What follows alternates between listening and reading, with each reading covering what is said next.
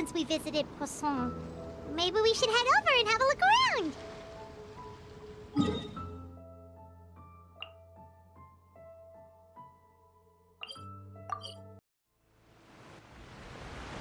Hey, traveler, Paimon. Oh, Paimon knows that voice! Over here.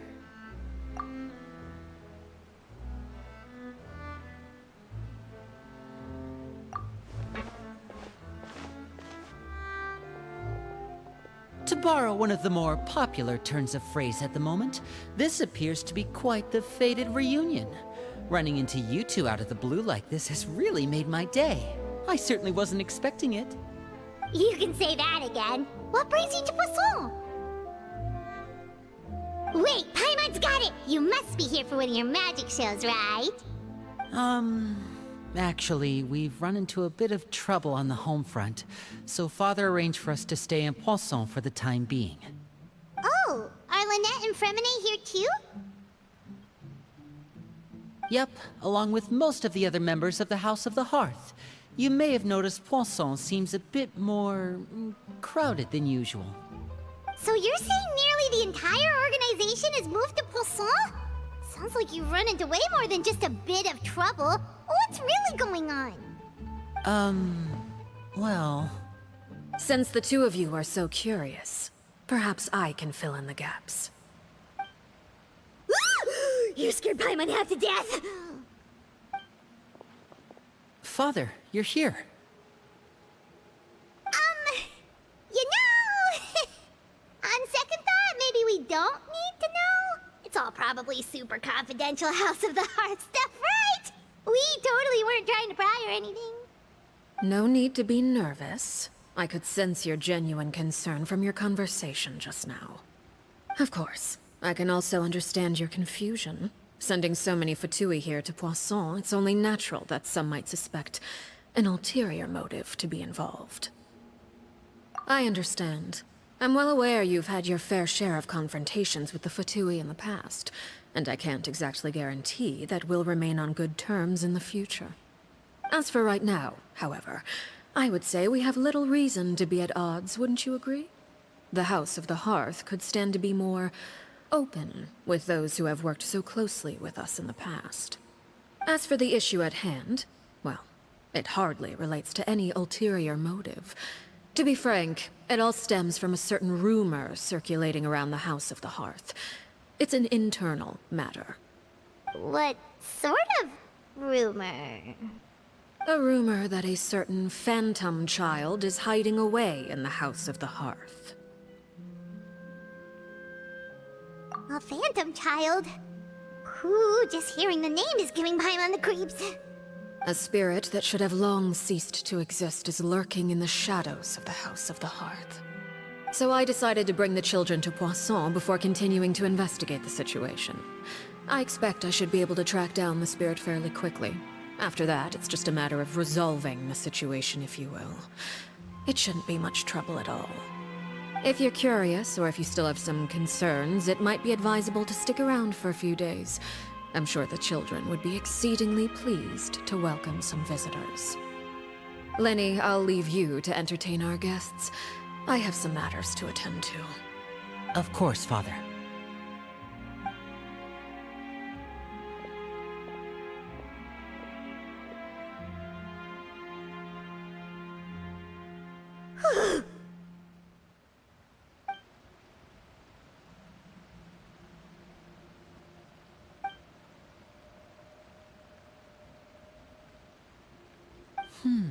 It has long been a dream of mine to invite you to our home and introduce you to my other siblings. You're quite well known in the organization already. A lot of people have been talking about you, especially after everything with the prophecy. If you're willing, why don't you stay a while and have a little chat with us? Alright. We don't have anything else to do right now anyway. But let's be clear, we're just gonna be there as guests, okay? Don't get any funny... Oh, wait a second. For your guests, that probably means we'll be treated to lots of yummy food, right? Of course. During our stay in Poisson, we've been helping out the locals with some fishing. We bring in quite the bounty every day. In fact, today's the perfect chance for me to show you what I can do in the kitchen. Let's go. I'll take you to where we're staying.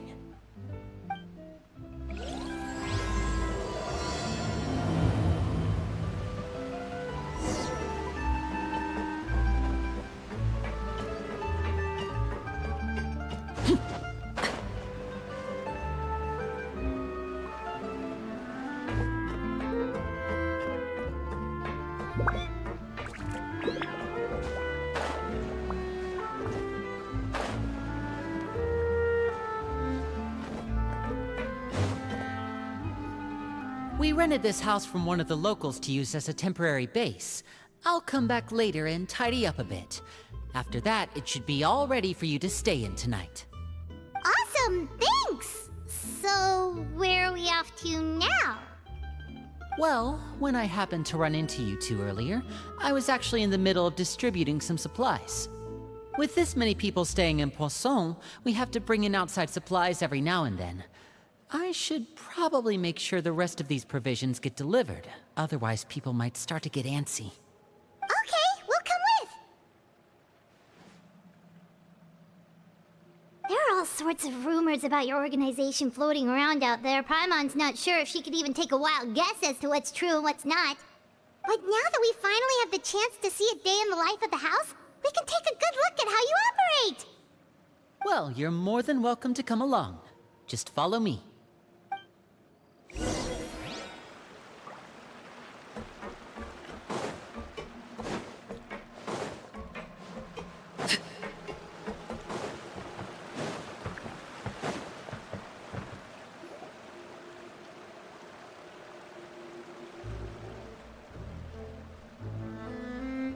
Linny! You're finally here! The supplies. I'm assuming you've... Brought them with me? Yep, here you go. Hello? Something caught your eye? It's the Traveler and Paimon! No way! Come here, everyone! Hurry! The Traveler and Paimon are here!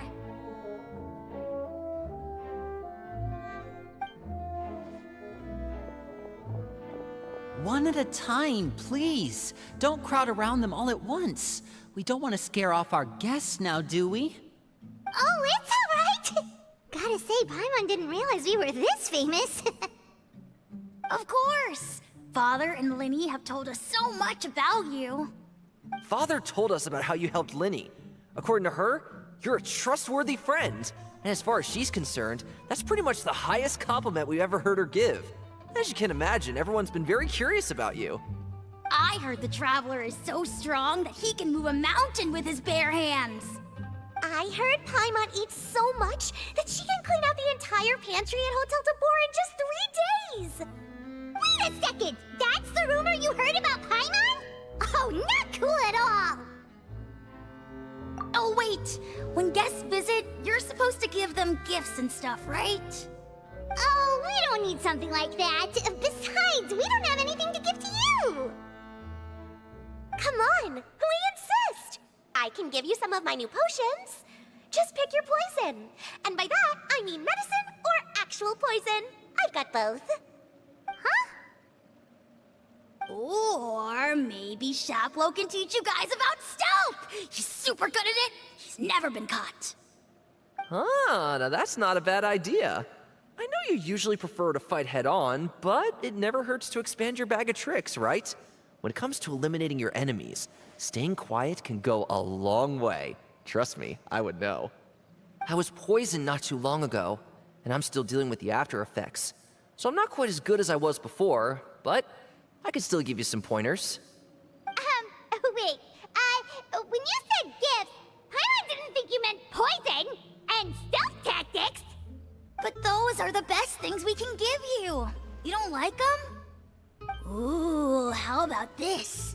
Tell me the name of someone who really annoys you, and we'll teach him a lesson for you.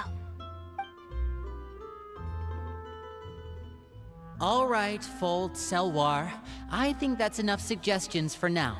When it comes to being a good host, it's the thought that counts. You don't need a physical gift to make our guests happy. In fact, pestering them with suggestion after suggestion might make them more annoyed than anything. I would say your enthusiasm has certainly gotten across. Really? Awesome! It's been so long since we've had guests to play with. If there's anything you need, just let us know. Yeah, especially if it's poison or something. I've got all sorts of potions for that. Well, we'll talk to you all later. We've still got supplies to distribute. All right, see you later.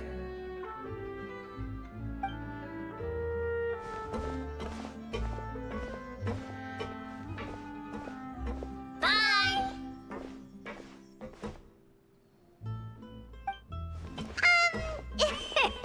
Lenny, about all that poison and stealth tactics talk just now.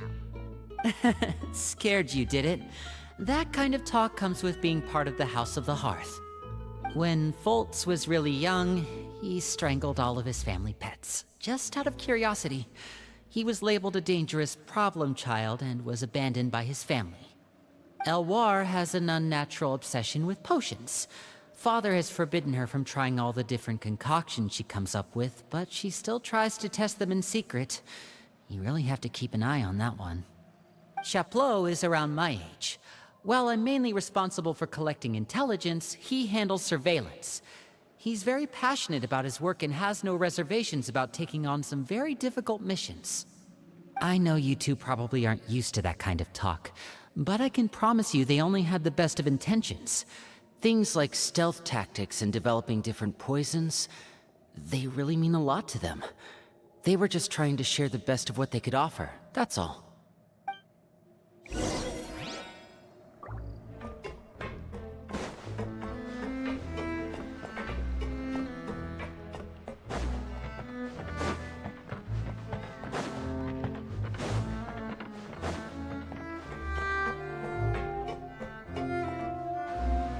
Filial, supplies are here. Thanks. And who are these two? Outsiders? Allow me to introduce you. This is the Traveler and Paimon. Oh, you're the famous duo I've been hearing so much about. It's nice to meet you. I heard you've traveled to all sorts of places. Is that true? Of course! We're making our way all across to that! Oh, good for you. You must be pretty familiar with Fontaine by now, then. Have you seen the new opera that started running recently? I think it's called... The 4,000 Thieves? Oh, this is the first we've heard of it. It seems like it's going to be fantastic. From what I've been able to tell from the posters, anyway. You should definitely check it out if you have the time. Oh, and there's the Blind Maiden, too. That one is supposed to have audience interaction. Seems pretty interesting. After this mission is over, I think I'll go get a manicure. Oh, maybe I should dye my hair. Wonder how much it'll cost. Is it just Paimon, or do these two seem much easier to get along with than the others? Looks like the House of the Hearth has some normal members after all. I heard that. Oh! Oops. I'm guessing you're referring to Foltz and the others? Yeah, we're definitely not all like them. I bet those crazies are practically foaming at the mouth right now. I'm sure they just can't wait to get back to Snezhnaya to carry out the plan. That's enough, Filial. Don't talk about family members behind their back, right? Whatever. Let's go. Guess this is goodbye then. If you ever have some time, we should go see the opera together.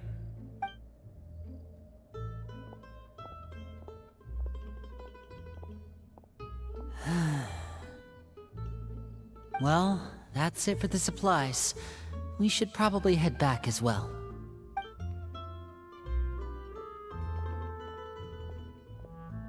Well, they didn't seem too happy with each other. Seems like there could be something more going on here. You're right. We're only here as guests after all. Oh, Linny's getting super far ahead. Come on, let's catch up.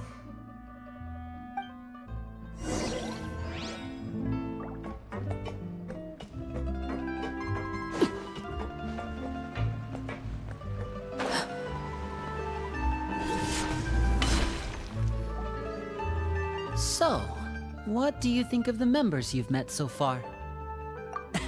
Well, Father is always encouraging us to be strong-willed and independent. So if there's one thing we've got, it's people who aren't afraid to speak their mind. Well, I should probably get cooking. Wanna join? Of course! Then let's head out and... Huh? Fremine? What are you doing here? Well, Fremine! Nice to see you again! you too. I heard you're here as guests of House of the Hearth. Welcome. We were just going to make some food. Why don't you come along? I could use some help in the kitchen, and I seem to remember you mentioning you wanted to make seafood soup for the traveler in Paimon. Seafood soup? Oh, Paimon's drooling already. Were you looking for something just now, Fremine? Maybe I can help. It's nothing. I just wanted to see if there were any extra supplies. Yeah, we've got some left over. What do you need? Some food and water, and some clean cloth, if possible. No problem. Give me a second here. Food, water... Wait a minute. What do you need all of those for? You're not on any missions as far as I'm aware, and you were just going to come eat with us. So what's this all about? I thought I'd grab an extra portion because I get hungry at night. Could be because I'm growing, you know? And... Fremine, you remember what I told you? You're not like me. Your lying skills still need some work. Tell me what's going on. Is it really bad enough that you have to keep it from your own brother? Maybe it'll be better if we gave them some space.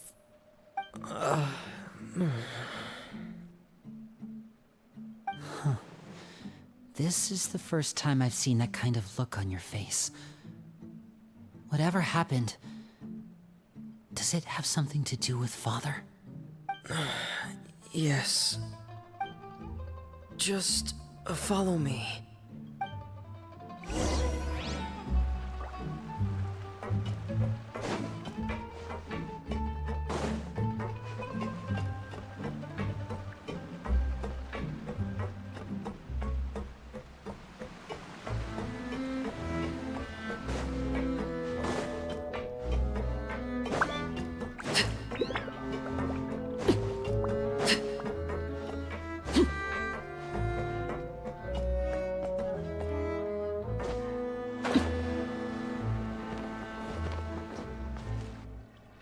You're back!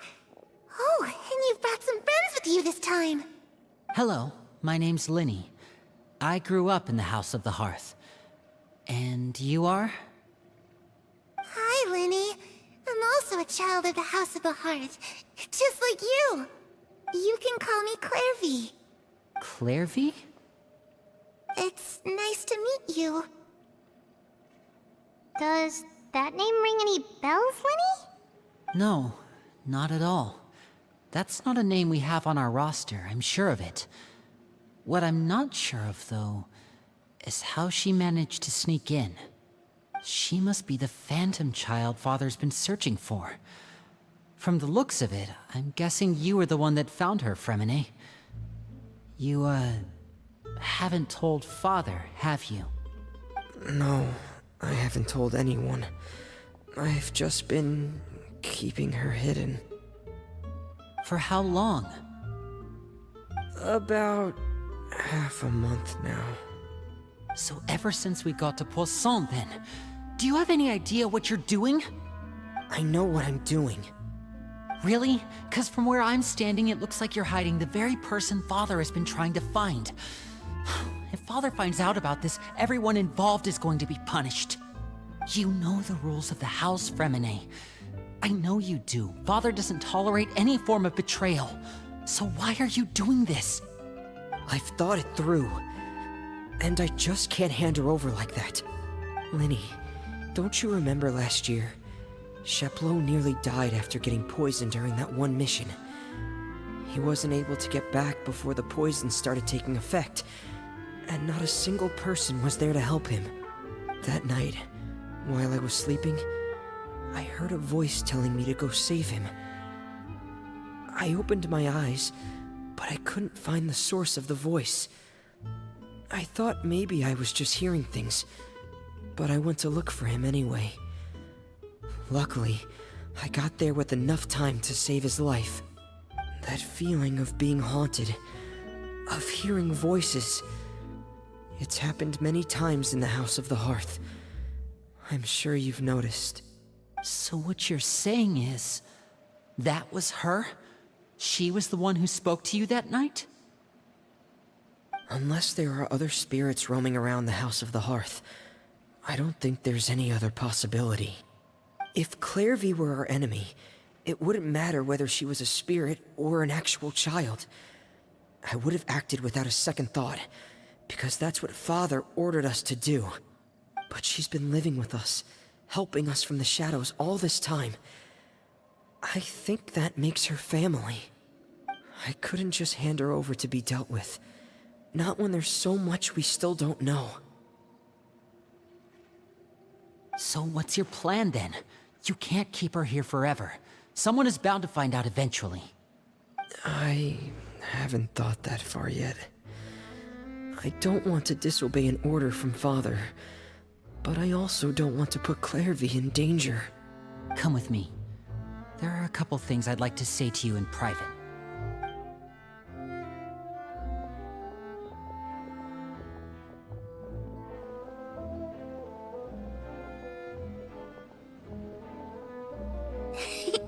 Those two sure care a lot about each other. Well, they got a funny way of showing it. From where Paimon was floating, it sure seemed like they were about to bite each other's heads off. No way! They have a really deep bond. I could tell right away, 'cause I also have a friend like that. I just don't know how long that kind of bond can last. The darkness in the house runs deeper than you can imagine. No one can get out alive. I'm sorry, Linny. I really didn't mean to drag anyone else into this. Oh really? You didn't mean to? 'Cause I for one wish you did. Huh? What do you mean? You know, when we were younger, you didn't call me Linny. You called me brother, just like Lynette. We grew up together, the three of us. We were all orphans, all rescued by Father. Of all the siblings in the House of the Hearth, I think our bond was the closest. Later on, when you started calling me Linny, I wasn't actually surprised. After all, Lynette and I are related by blood. We've had to depend on each other to survive long before we joined the house. Linny, The darkest and most difficult moments of my life happened before you and I had ever met. I'm sure that's true for you as well. Even so, Fremine, we've stood by each other for all these years now, and to me, that means more than blood. You and Lynette are the most important people in my life. No one can replace you. So I won't let you face anything alone. Not if I can help it. Oh, looks like things are getting kinda heated between Linny and Fremine. Maybe we should go check on them. Oh, it's raining. I should put my clothes away.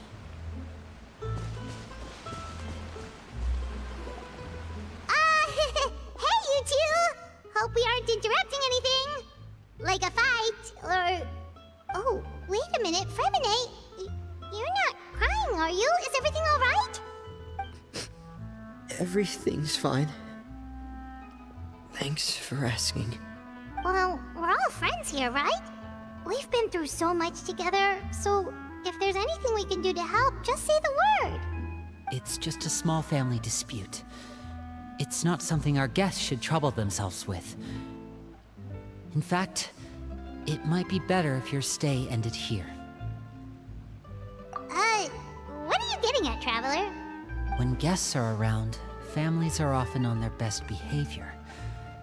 And and any disputes are less likely to escalate. That's what you're trying to say, isn't it? I just... Thank you. I was really hoping to keep you out of it. But even if I could think of some other reason to turn you away, I'm not sure I could convince you. I know things could turn dangerous, so I promise you this. From now on, I'll protect you like my life depends on it. Me too. Well, back to the matter at hand then.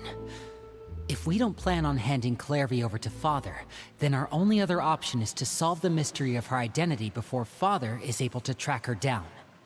That means finding out where she came from and what she's doing here. Then we can send her on her merry way and pretend like none of this ever happened. I've tried that already. And? And... nothing. I tried taking her somewhere really far away, but... after some time, she just reappeared. She even came with us all the way to Poisson. It seems like wherever the house is, she follows. I don't know much about spirits. Do you two have any ideas? Let's see here. Paimon remembers hearing something like, if you fulfill a spirit's last wish before they died, they'll let go of whatever's keeping them here and return to the ley lines. Oh, it's just that Paimon doesn't really remember where she heard that, so it's not guaranteed to work or anything. Well, sounds like it's worth a shot. Guess that means we should go ask her about her wish.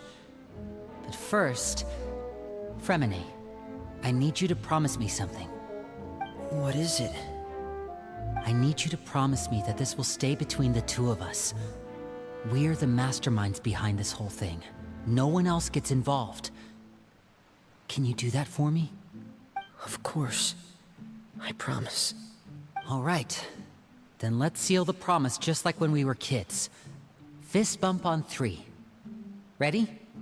1, 2, 3. I swear.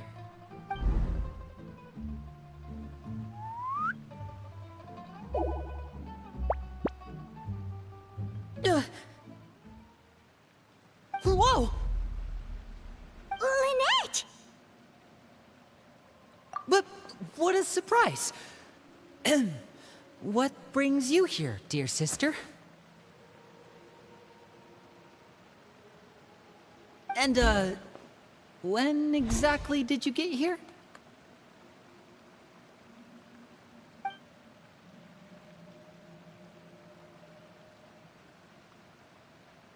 You're an idiot, brother. And you too, Fremine.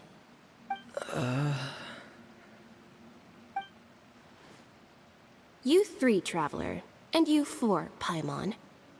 Wait, what did we do? I've seen Clairvy around the House of the Hearth before. I hadn't seen her in Poisson, so I figured she must not have come with us. But it turns out, you were just hiding her. I heard you talking about your plan. Rather than steering clear of the situation, I'd rather fully join in.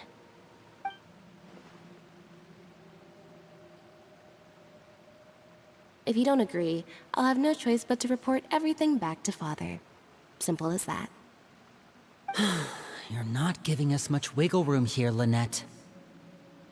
Well, I guess we're all in this together then. After we talk to Clairvy, we'll figure out our next move. There's no time to lose. Let's go.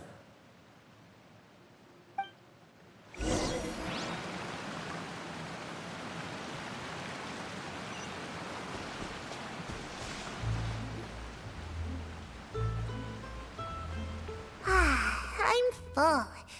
Thank you for bringing me this food, you guys. She said she's full, but the food doesn't look like it's even been touched.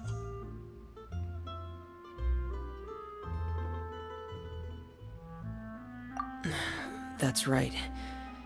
Based on what I've been able to observe, it doesn't seem like Clairvy can interact with the physical world at all. Still, when she's presented with food, she'll always linger around it for a good little while. Maybe, in her mind, she really is eating those things. Does she know that she has already passed away? I've tried to ask her, but she didn't answer. My guess is that she's just as confused as we are. Or maybe she couldn't understand the question at all. Clairvy, if you've got some time, I'd like to ask you a few questions. Sure. Oh, another new friend. Hi, I'm Clairvy. Hello. Clairvy, how did you join the House of the Hearth? Huh? Isn't it the same for everybody? The knave brings you here and then you can't leave. It's just that your name, it's not on the roster. And I've never seen you before. The roster? Oh, I get it now. I think there might be some things you don't know about this place. The people in charge, they're not as nice as they look. They say they keep a roster, but it's not complete. There are a lot of people who aren't on it, and never will be. In this house, some people are family, and other people are just test subjects. Those kinds of people aren't ever going to get a place on the roster, unless it's the roster of people who've been executed. Wait, does that mean the knave... She... Is there anyone that can vouch for you? Perry, she's my best friend. She's the only one I trust in this place. Have either of you heard of that name before? No. Me neither. Clairvy, Perry. Neither of those names are on the roster. But it seems like she's telling the truth. Either that, or this kid's already got a bag of tricks bigger than mine. Maybe we should try a different approach. Clairvy, do you have a wish? A wish? It can be anything you want. Just imagine. It's your birthday, you're blowing out the candles, and your wish is...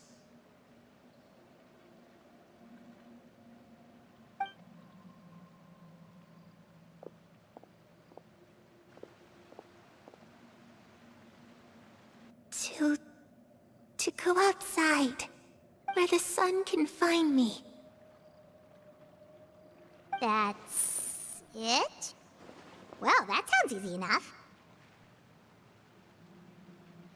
The darkness in the house runs deeper than you can imagine. No one can get out alive.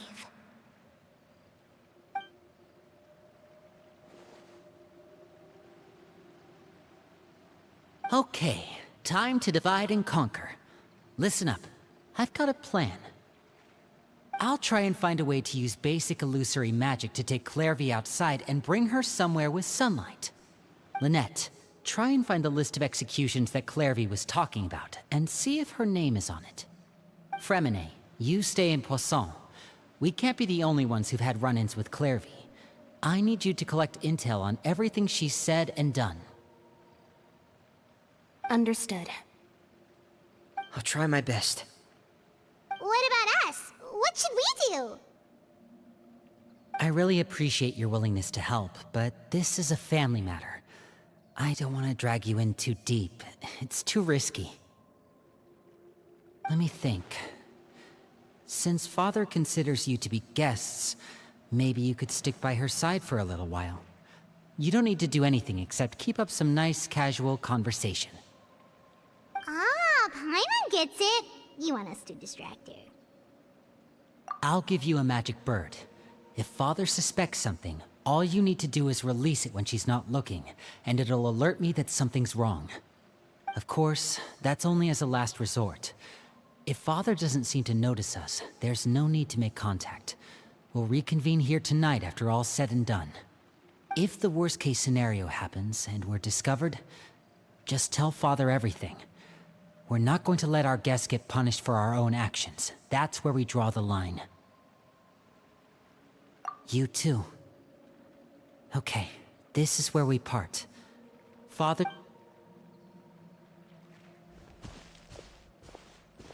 I really hope this goes well. No, it has to go well. That's the only way this can get resolved.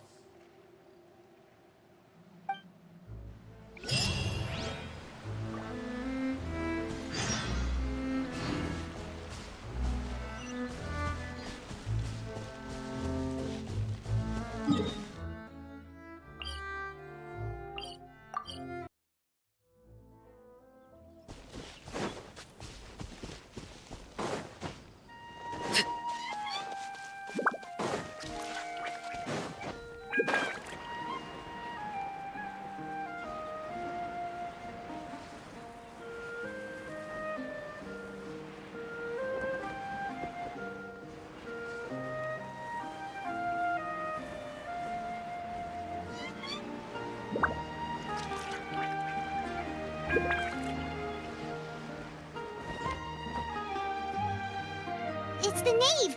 And... child! Hey, aren't you supposed to be in Snezhnaya recuperating?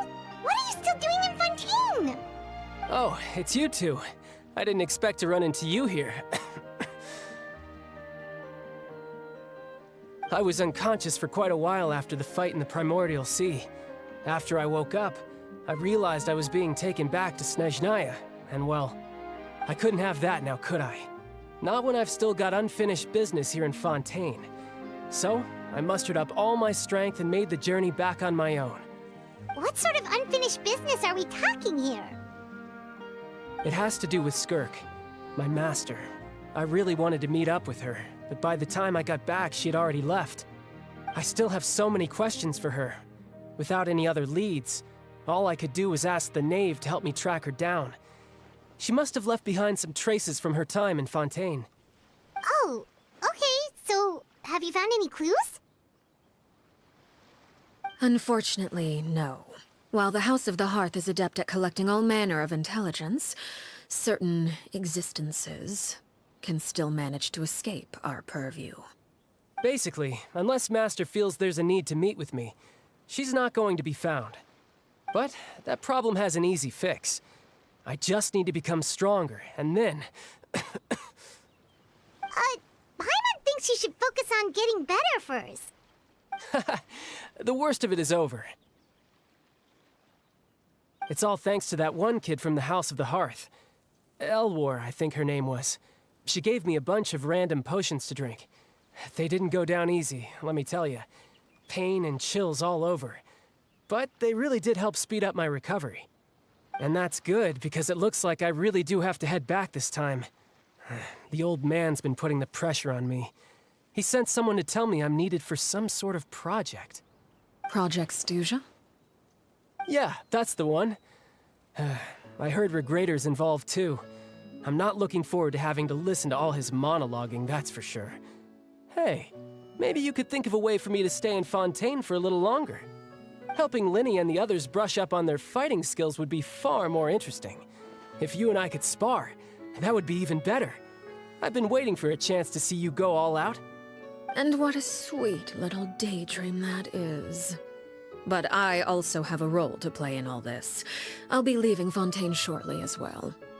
Besides, considering how little they see fit to step outside the homeland, being called on to return to Snezhnaya by such illustrious dignitaries, what a great honor.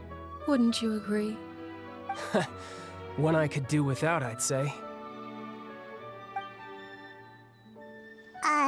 Is it just Paimon? Or does it kind of seem like they're...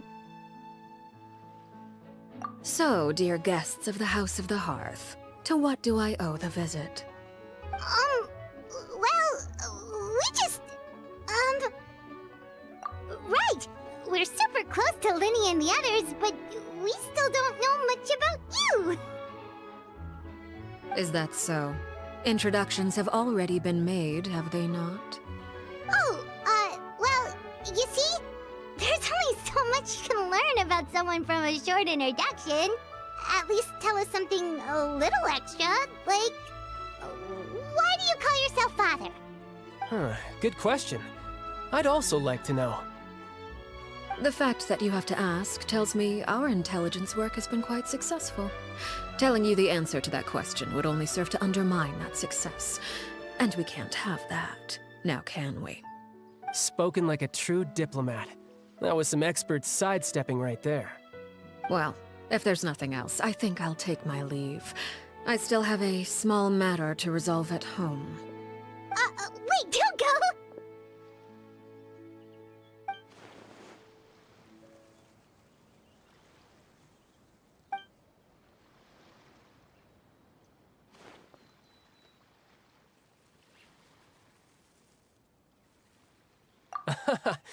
I'd also like to hear the answer to this.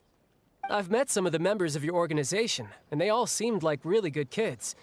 They actually reminded me of Tonya and Tusser. Which, by the way, if you ever betray them, I'm just letting you know, I won't let you off easy. And why would I betray them? Well, you've already betrayed the House of the Hearth once, haven't you? At least, that's what I heard.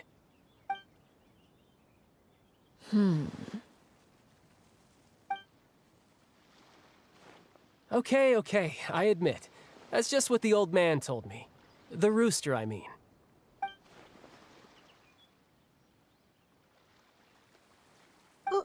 Wait, did you really do something bad to those kids?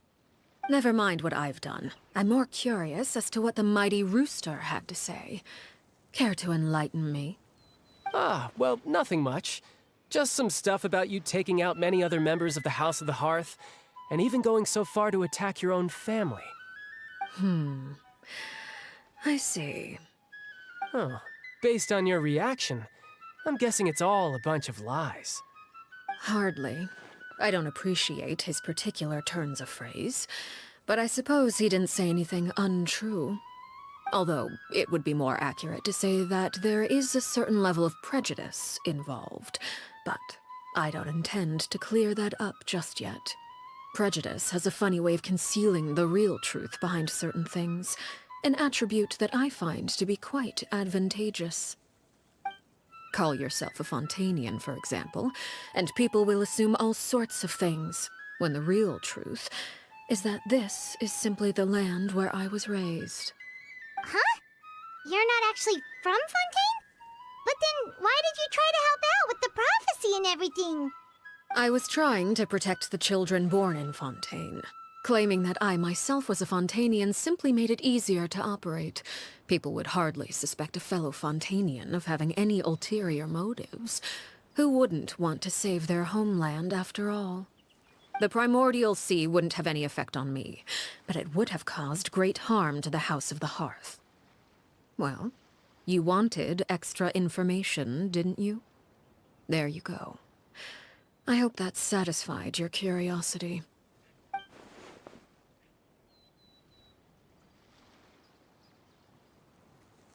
So, you stayed in Fontaine for the kids. I guess I was wrong to believe you'd betray them. Apologies.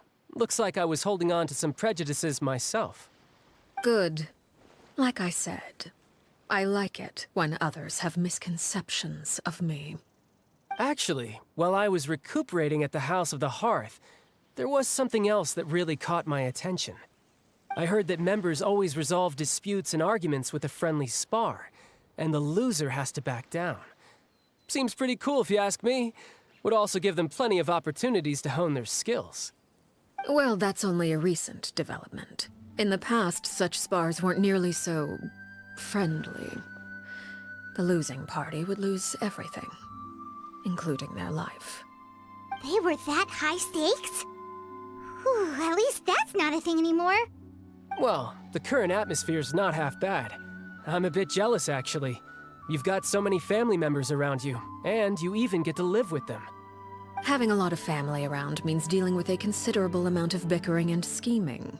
Once Tonya and Tusser enter their rebellious phase, I'm sure you'll understand. Just imagine, Tusser becomes obsessed with plucking out strands from the rooster's mustache, or Tonya decides to dye her hair 42 different colors.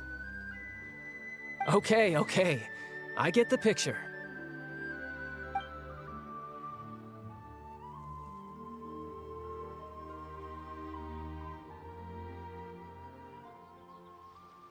Well, would you look at the time? I should probably get going. Traveler, Paimon, I'm not sure where our paths will cross next, but the next time we run into each other, we should definitely try and find some time to spar. Again, maybe this is a conversation we can have when you look less like you're gonna keel over. All right. Well, thanks for everything, ARLECCHINO. No thanks necessary. You also played a part in obtaining the Gnosis. I would say we can call ourselves even. I like the sound of that. Well, I'm off. See you all some other time. We should probably get going too. Do you want to head back with us? Oh? You want me to leave so soon? Oh, well, you see, I'm rather enjoying the evening breeze. If you don't mind, I think I'll stick around for a bit. I have some things to think about. Apologies for not attending to you like a proper host. Please forgive this slight. I do hope you'll have a pleasant stay. We managed to keep her distracted until nightfall. Good thing Child was there to keep the conversation going. You don't think she suspected anything, do you? Oh, I wonder if Liddy ran into any issues. Let's hurry back and see how everything went.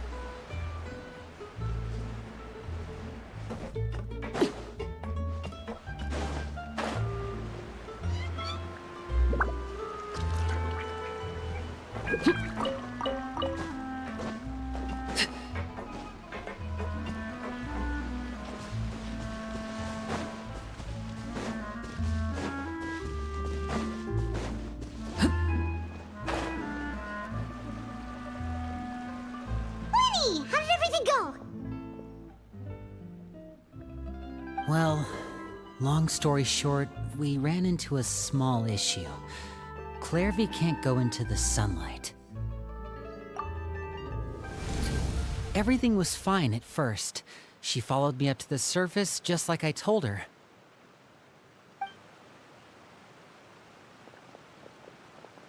But as I led her out of the shadows and into the sunlight, she vanished. I turned around and there she was, standing at the edge of the shadows, silently watching me. Huh. Maybe she's afraid of sunlight, or... No, it wouldn't be her wish if that were the case. Well, we could always try pushing her into it. Oh, true. I've pretty much tried it all already. Nothing worked. Eventually, the sun went down, so all I could do was bring her back here. How did it go with you, Lynette? Good. I've got the list. It's right here. Really? Well, what are we waiting for? Let's take a look!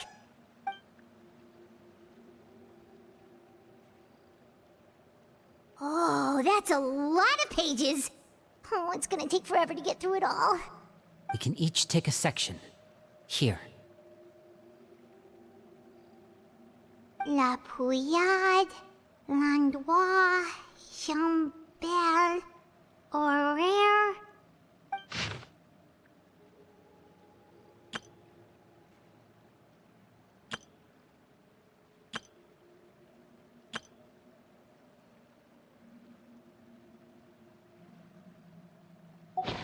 Yikes.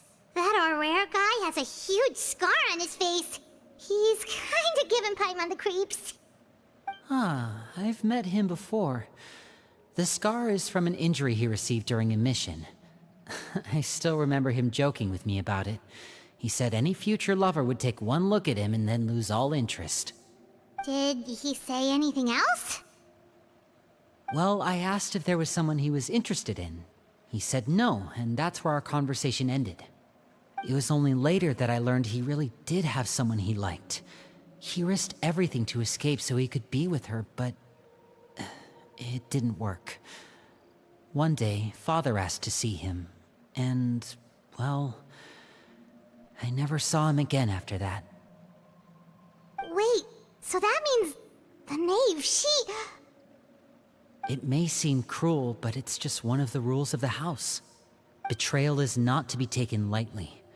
We know too many secrets to come and go as we please. So, if you do try to leave, you pay with your life.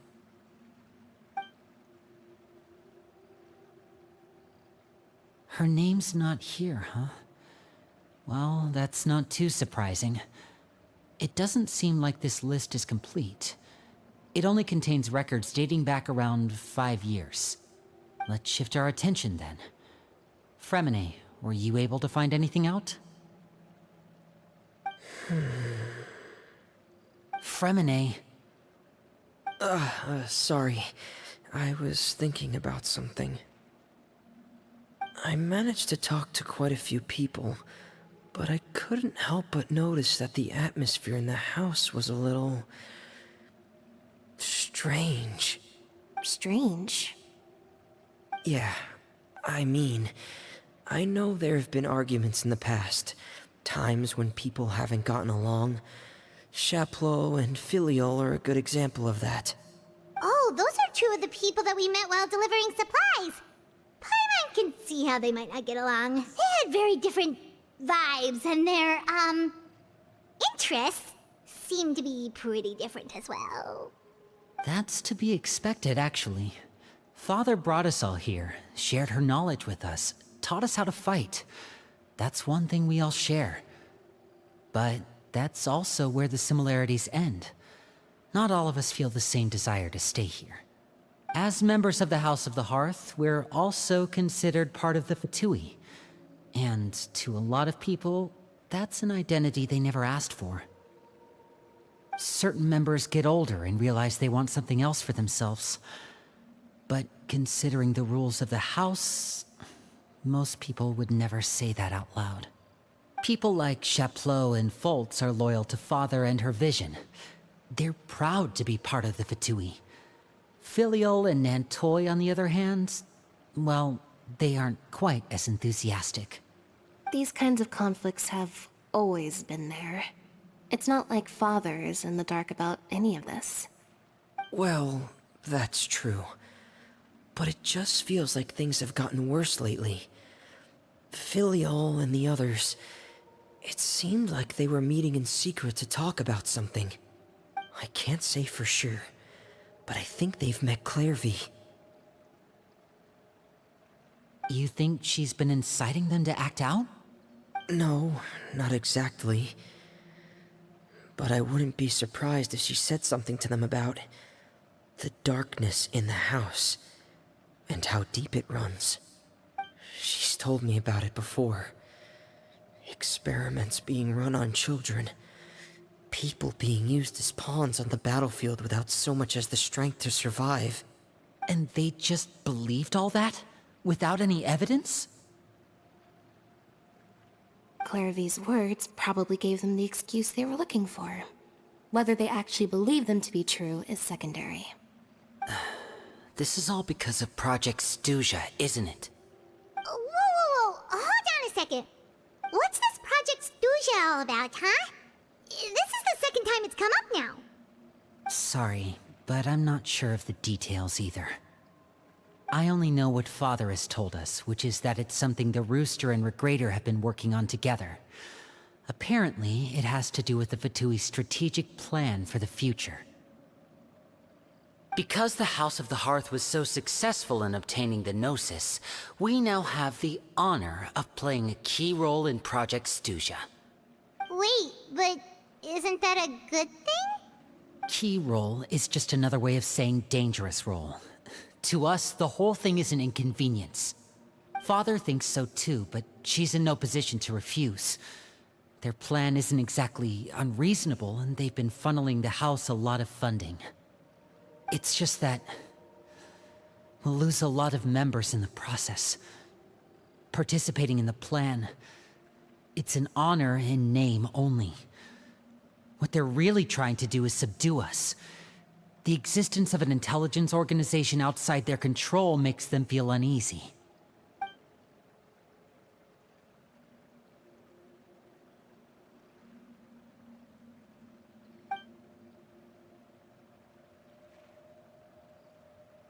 Okay, super complicated top secret Fatui business aside, what does all of this have to do with the conflicts you were talking about earlier?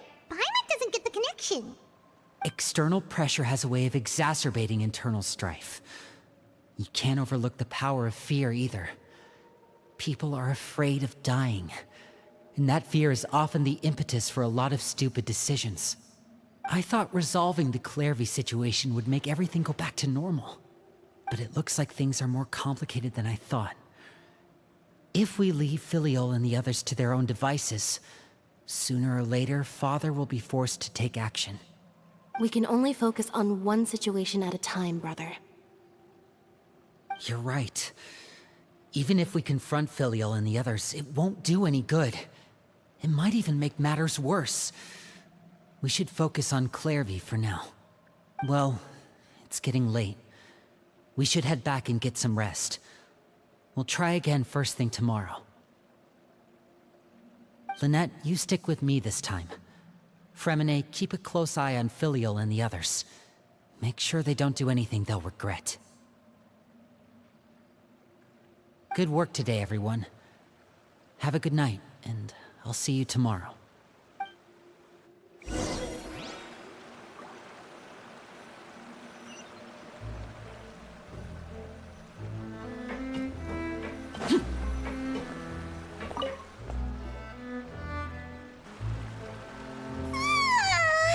Oh, Paimon was looking forward to an early night, but she can't sleep at all.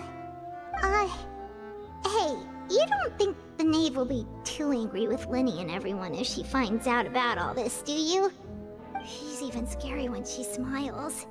If she were to actually get angry... Ooh, you have to protect Paimon if that happens, okay, Traveler?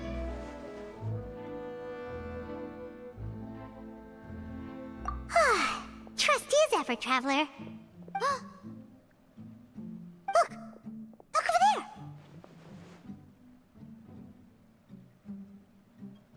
Quick! Let's catch up with her before anyone sees!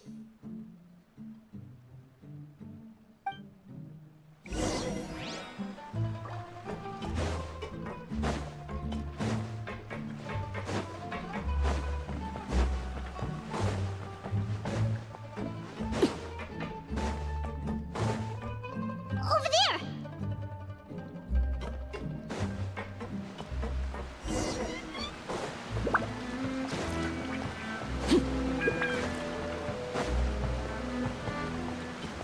Oh, where is she going? Oh, if someone sees her, we're toast!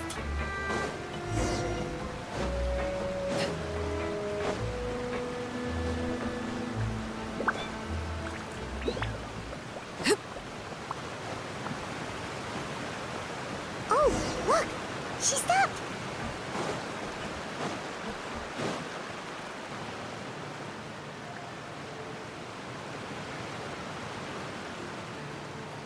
Clairvy! Shh! I opened the window while no one was looking. Look how pretty the outside is. If only I could have more than this. You probably think I'm being silly, huh? All this hopeless resisting? It's better to dream of what I could have than try to Please, help us get on the same page here, Clary. We need you to tell us what you know. Can you do that? Sure. Although, after you hear all this, I think you might regret that decision. Everyone in this family is nothing more than a tool. Something to be used and exploited. We're all expendable. Including me. As long as you're useful, you get to stick around. Lose your value, and you're handed over to the doctor, experimented on, and given a fate worse than death.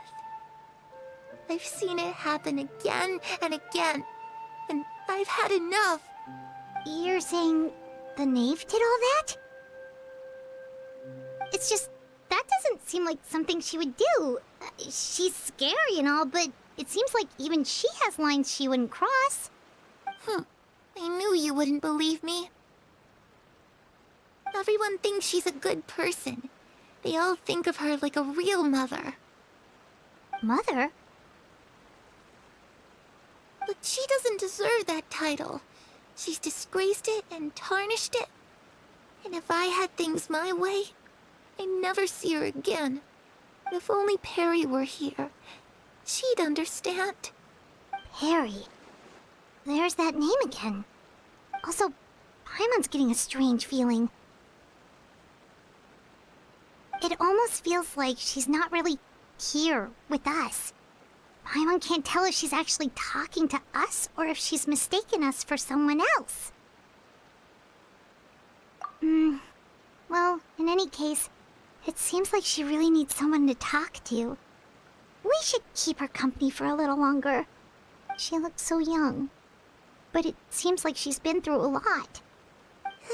It's getting windy. I should close the window. Ooh, look at the moon. Isn't it pretty? Hey, wanna hear a secret? I heard that if you look up at the night sky in Snezhnaya, you can see the aurora. It's supposed to be super pretty. Even prettier than the moon tonight. Perry and I promised each other that once we're older, we're gonna go see it together. But I can't find her. I'm worried she's also been... No, that wouldn't happen to her. She's special. Mother likes her a lot. I should really go talk to Mother, but we just fought. She doesn't want to see me, and I'm too scared to face her. What should I do?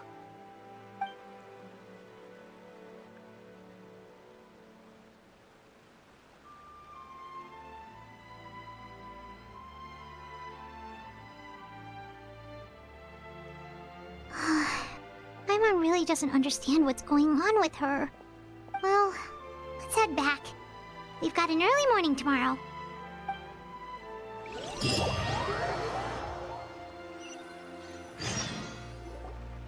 All right, looks like we're all here. Let's go ahead with the plan.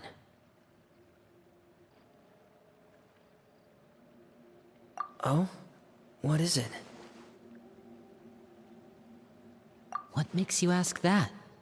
Well, we kinda ran into Clairvy last night, and that's what she told us. We met the doctor back in Sumeru. He's super dangerous, and he's done all sorts of bad things. It's possible that Father and the Doctor have had certain dealings, but I don't think Father would work with him. We're not really on the same side, so there's not a lot of trust between them. That doesn't exactly set the stage for a successful partnership. I did hear, though, that when Father first became a Harbinger, the Doctor offered to work with the House of the Hearth. Father rejected most of his proposals, except for one. It had to do with some sort of secret experiment.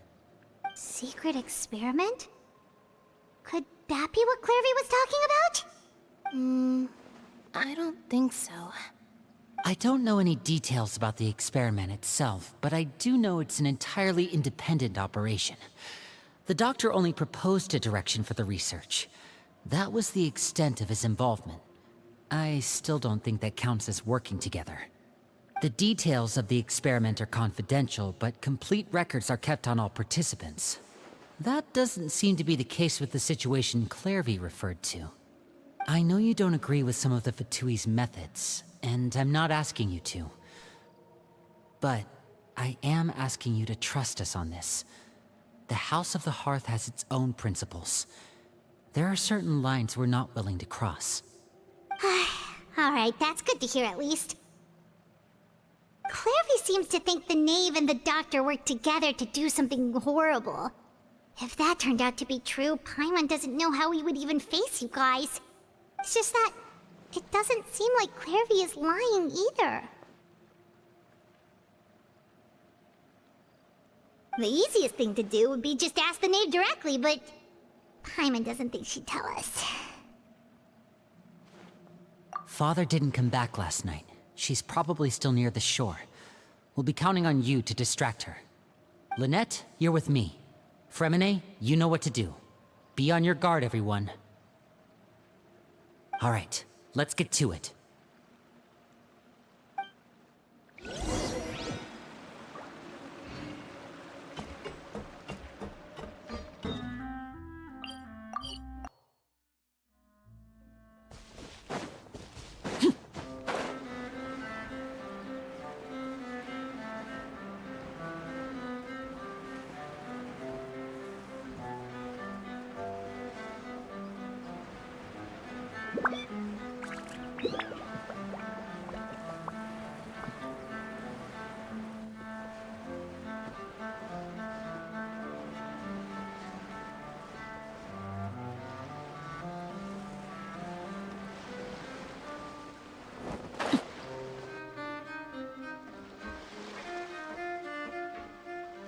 Ah, it's you two again. I must say, you look a bit pale. Did you have trouble sleeping last night? A little. Perhaps if you had less on your mind, you'd be able to absolve yourself of such troubles. So what are you planning to do now? Catch up on some sleep? Or should I give you some time to rack your brain for a topic to discuss before I ask any questions? Although I must profess to being curious. Without child here, how do you plan on distracting me? Us? Distract you? Good one. But no, we were just here for a chat. Looks like you could have used some extra time to think. No matter. If you don't have any other plans, why don't you accompany me somewhere? Don't worry. I'll be sure to steer clear of any scheming children.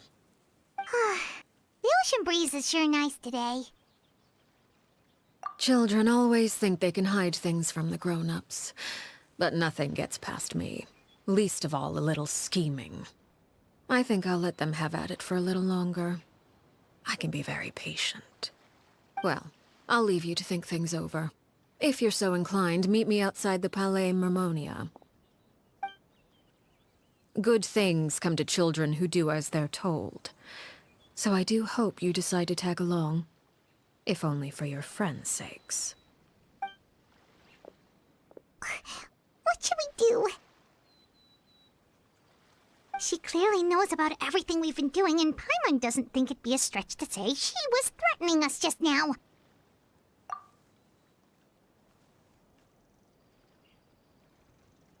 Oh, good idea. Hopefully he sees it in time. Well, we should probably head to the Palais Mermonia. Paimon doesn't want to find out what happens if we don't show up. Based on what the knave was saying just now, it sure didn't seem like it'd be anything good. Okay, then we probably shouldn't keep her waiting. It seems like Lynn and the others are on thin ice, so let's do our best to not get them in any more trouble.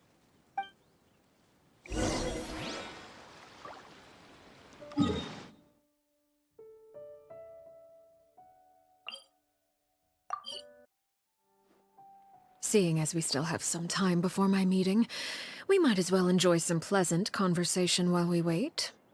I'm glad to see you get along with my children. Being surrounded by good companions is necessary for a child's development. You're not planning on doing anything to them, are you? I assume you're referring to Lenny, Lynette, and Fremine. Although, there's that situation with Filial and Nentoy as well. It appears quite a few people have been acting out lately. No matter. I'm not one to discriminate. All those who betray the house meet the same fate. There are no exceptions. Does that mean you're going to kill them? Oh, are you here to beg for their lives? I'm sorry to disappoint, but the rules of the house change for no one. In my organization, everyone is responsible for their own actions. But don't you care about them at all? They really respect you. They even call you father. You must feel something for them. Any organization in which feelings come before principles is one destined for ruin. The House of the Hearth is hardly an exception. You could say our principles are more stringent than most. Perhaps I can offer you this consolation at least. As our guests, you two will not be held accountable along with them. I would imagine Linny, Lynette, and Fremine will be able to keep their lives. As for Filial, Nantoy, and the others, I'm afraid there's little I can do. They can try to escape, but once you know our secrets, there's no getting out alive. But that's awful. Ah, you seem concerned. Out of consideration for my guests, I suppose I could turn a blind eye for a little longer. If Linny and the others manage to dispose of Clairvy in the meantime, all evidence of their wrongdoing will be lost. In that case, I could hardly punish them for something I couldn't prove. If their efforts are unsuccessful, on the other hand, all will be held accountable. And the punishment will be severe. Of course. Oh, and here, I believe this belongs to you. Do try and keep better track of it next time. It takes a considerable amount of time to train a bird like this. It would be such a pity if you were to lose it. Permanently. Wait, where did you get that? Well, I'm afraid that's all the time we have to chat. Now, for the matter at hand. I asked you to meet me here because I have business at the Palais Mermonia. It has nothing to do with you, but I think it would be prudent for you to stick by my side for the time being. There will always be time later to run off and tell Linny what you've learned. Well, time to go. Looks like we wrapped things up just in time.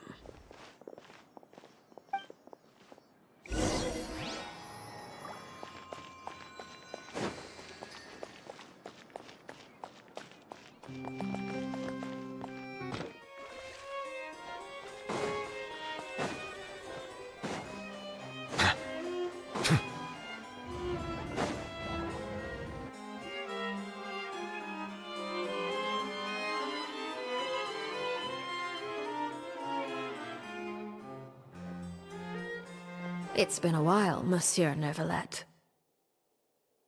I must say, I wasn't expecting my meeting request to be approved quite so quickly. The Palais Mermonia operates with an efficiency worthy of admiration. It is only right that an esteemed diplomat such as yourself should be afforded the proper level of respect. Although, if I may speak plainly, I must confess that I did not anticipate we would have the occasion to meet again after presenting you with the Gnosis.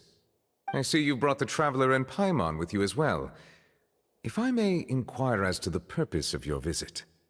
I'll be departing Fontaine shortly. There is, however, an outstanding matter that I would like to see resolved before I go. It requires a rather lengthy explanation, I'm afraid. So I took the liberty of explaining everything in this proposal. Please review it at your leisure, Monsieur Neuvillette.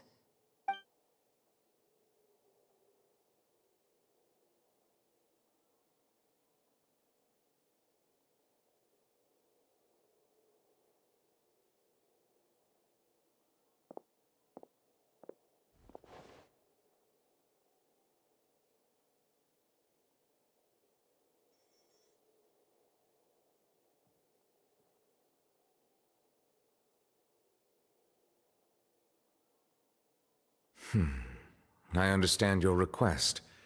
However, at the risk of causing offense, I must admit that I fail to see why you would wish for such a thing. I heard you have a certain fondness for water tasting, Monsieur Neuvillette, so allow me to use water as an analogy. A family is like a large body of water with countless rivers flowing in and out. As someone who watches over this system, I would hope that each river that flows from the source will eventually reach the ocean. Of course, objectively speaking, I know this is impossible. Most of the rivers will dry up along the way, disappearing into the ground and leaving nothing but a barren riverbed behind.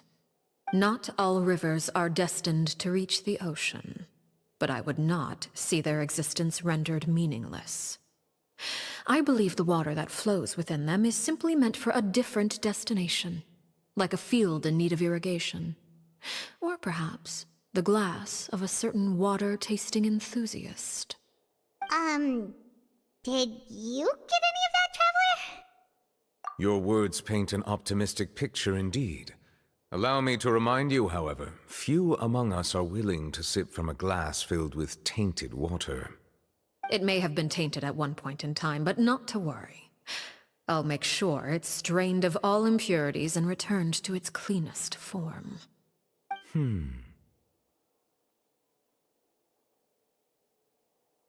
I seem to recall there being a transactional aspect to your proposal. Perhaps you could expound on that? If you accept my proposal, Monsieur Neuvillette, I will gradually withdraw my forces from Fontaine. And, unless absolutely necessary, I will no longer carry out any special missions within Fontaine. I presume I can take your words to mean that, in the future, cases similar to the Tartuffe assassination will cease to cross my desk? Tartuffe? Ah, that thief who embezzled funds from all those charities, you mean? My deepest condolences to his family, but without any evidence, I cannot imagine how the House of the Hearth might have been involved in his passing. Of course, if you accept my proposal, Monsieur Neuvillette, I'm sure certain measures could be taken to reduce the frequency of such troubles. You choose your words carefully indeed. In that case, I am inclined to accept your proposal. My thanks for your generosity, Monsieur Neuvillette. Well, with that settled, we should be going now. I took the liberty of bringing along 2 bottles of spring water from Snezhnaya for you to enjoy. I do hope I get the chance to hear your impressions. Perhaps at our next meeting, yes? Indeed. I trust you would not overlook your commitment in the meantime. All right, Traveler Paimon. Time to go.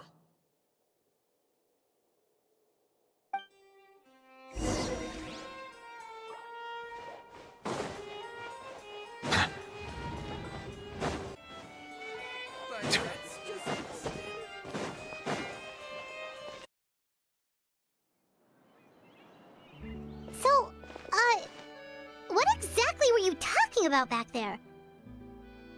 Paimon only heard you mention some rivers, a large body of water, and then some kind of irrigation scheme. You really want to know? I would imagine there might be more pressing concerns at the moment. Winnie, Paimon really hopes everything's going okay.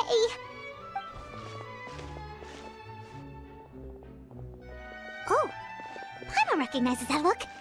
You've got your thinking cap on, don't you, Traveler?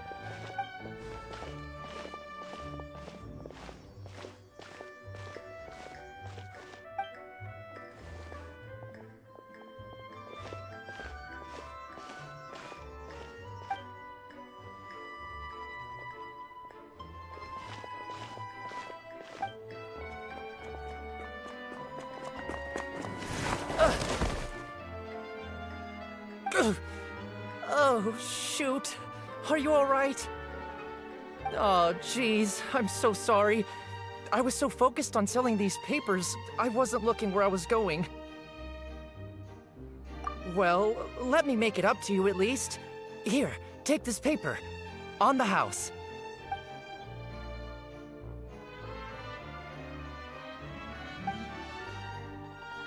Oh, you don't have to give us anything. Please, I want to. It's not like I'm short on supply. All the extras will be useless come tomorrow anyway. It's my fault, really.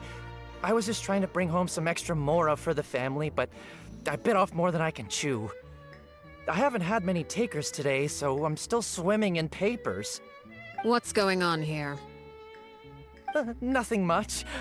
I just ran into your friend here on accident. I should probably get going, actually, so... Hold on. Of course, I'm happy to compensate you with Mora, it's just... I don't have any on me at the moment. I'll take 3 papers. Here. Your payment. Oh! Thank you for your patronage. May the Archons bless you with good fortune. If only I had the chance to run into such generous customers every day. I should probably just take on a smaller inventory though, right? I'm getting married soon, so sometimes it's hard to not get ahead of myself. Anyway, I should head out. Goodbye! Well, now that my affairs are settled, we should take the boat back to Poisson. We've even acquired some light reading to enjoy along the way. Actually, why don't we stick around for a little longer? Paimon just realized how hungry she is. She can't head back to Poisson on an empty stomach.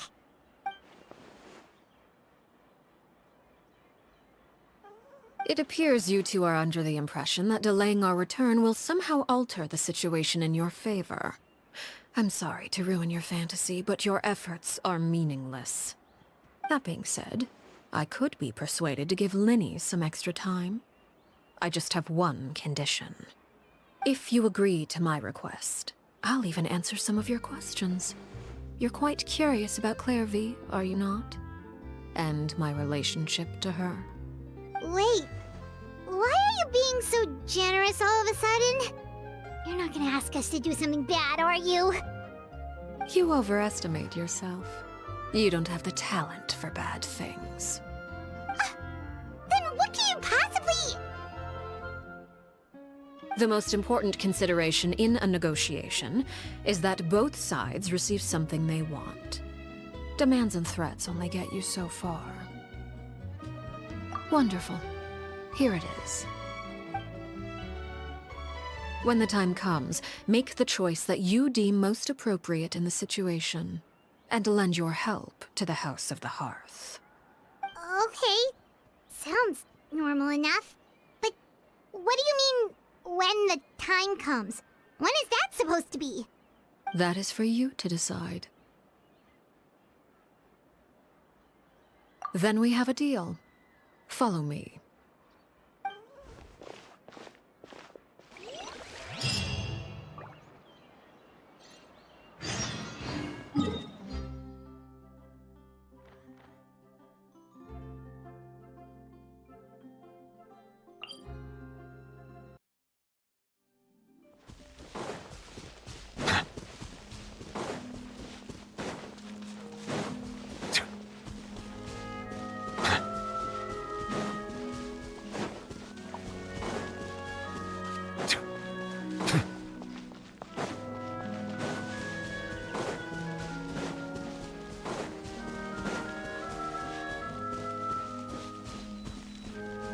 How about we explore the area ahead of us later?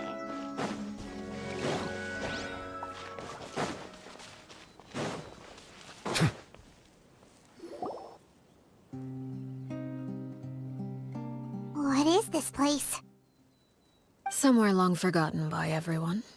It used to be a grand building. Now it's nothing more than a pile of rubble.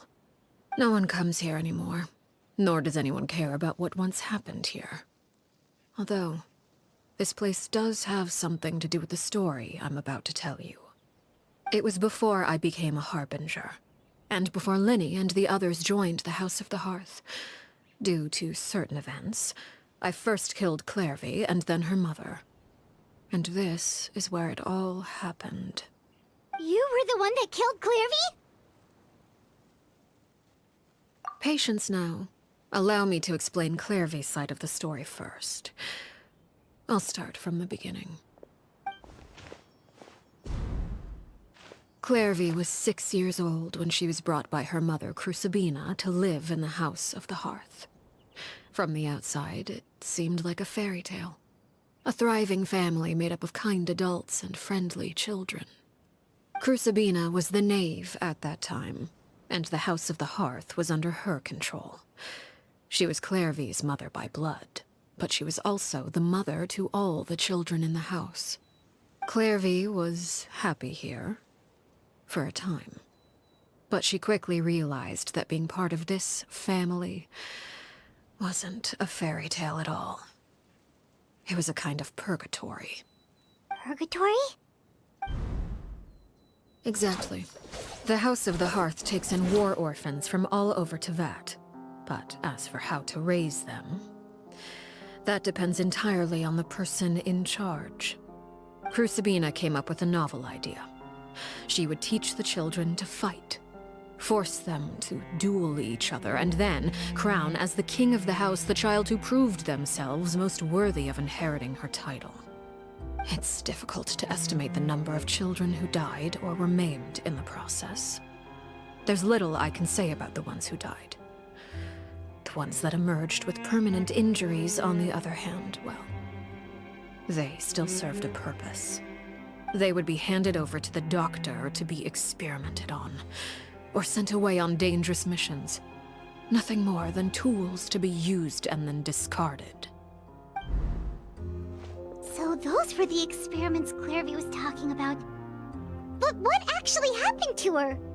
You said that Clairvy was Crucibina's daughter, so if Clairvy tried to convince her to stop what she was doing, Crucibina probably would have listened, right? Despite being Clairvy's mother, Crucibina cared little for her daughter. She forced Clairvy to join the House of the Hearth only as a means to demonstrate her own impartiality as a mother, to prove that she treated all her children equally. Clairvy did try to convince her mother to change her ways, but it was to no avail. After her efforts failed, the only other option was to rise up and try to fight back. Unfortunately, the other children had already been thoroughly indoctrinated into the illusion of happiness Crucibina had created. Of course, there was one exception. Someone Clairvy's age who knew the truth about the House of the Hearth. Her name was Peruere. Wait, the friend that Clairvy mentioned? Friend, huh? I suppose we can call her that for now. Clairvy was a cheerful and passionate person with a tenacious spirit. Peruere, on the other hand, was rather cold-blooded. Her cold-blooded nature allowed her to see through Crucibina's facade. Yet, it was also this cold-bloodedness that prevented her from acting against it. At least at first. While Clairvy longed for freedom, Peruere was convinced that, amid all the fighting and violence, she would make it until the end. Despite their differences, the two became fast friends, united by their knowledge of the truth. Clairvy told Peruere that she hoped to create a real family, where no one would be killed or sacrificed. There may have been a certain naivete to her ideas, but Clairvy proved her determination many times over. She tried countless times to run away, ask for help, or expose the truth. But her efforts only earned her beating after beating. The only thing that kept her going was her strength of will. Even with her body racked with pain, she would still stand on her tiptoes and open the window at night. She and Peruere would look out at the moon together, a fierce longing for freedom shining in her eyes. But one day that light simply vanished. Oh no. What happened?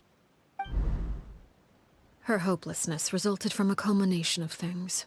10 years had passed. 10 years worth of failure after failure.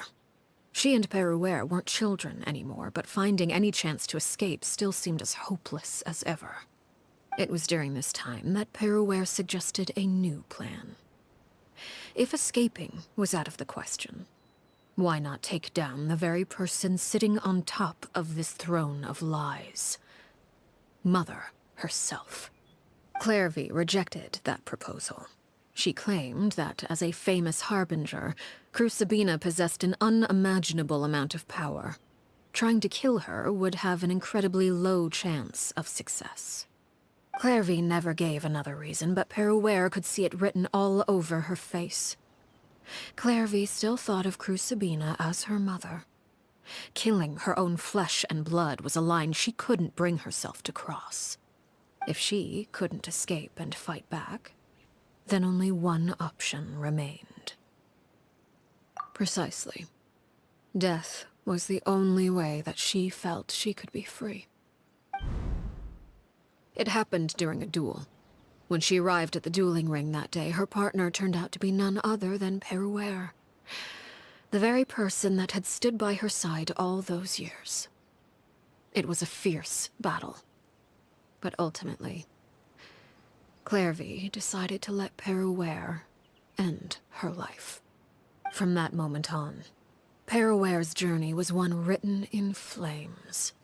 When the rain finally came and washed it all away, there she stood, the sole victor in Mother's endless game of slaughter.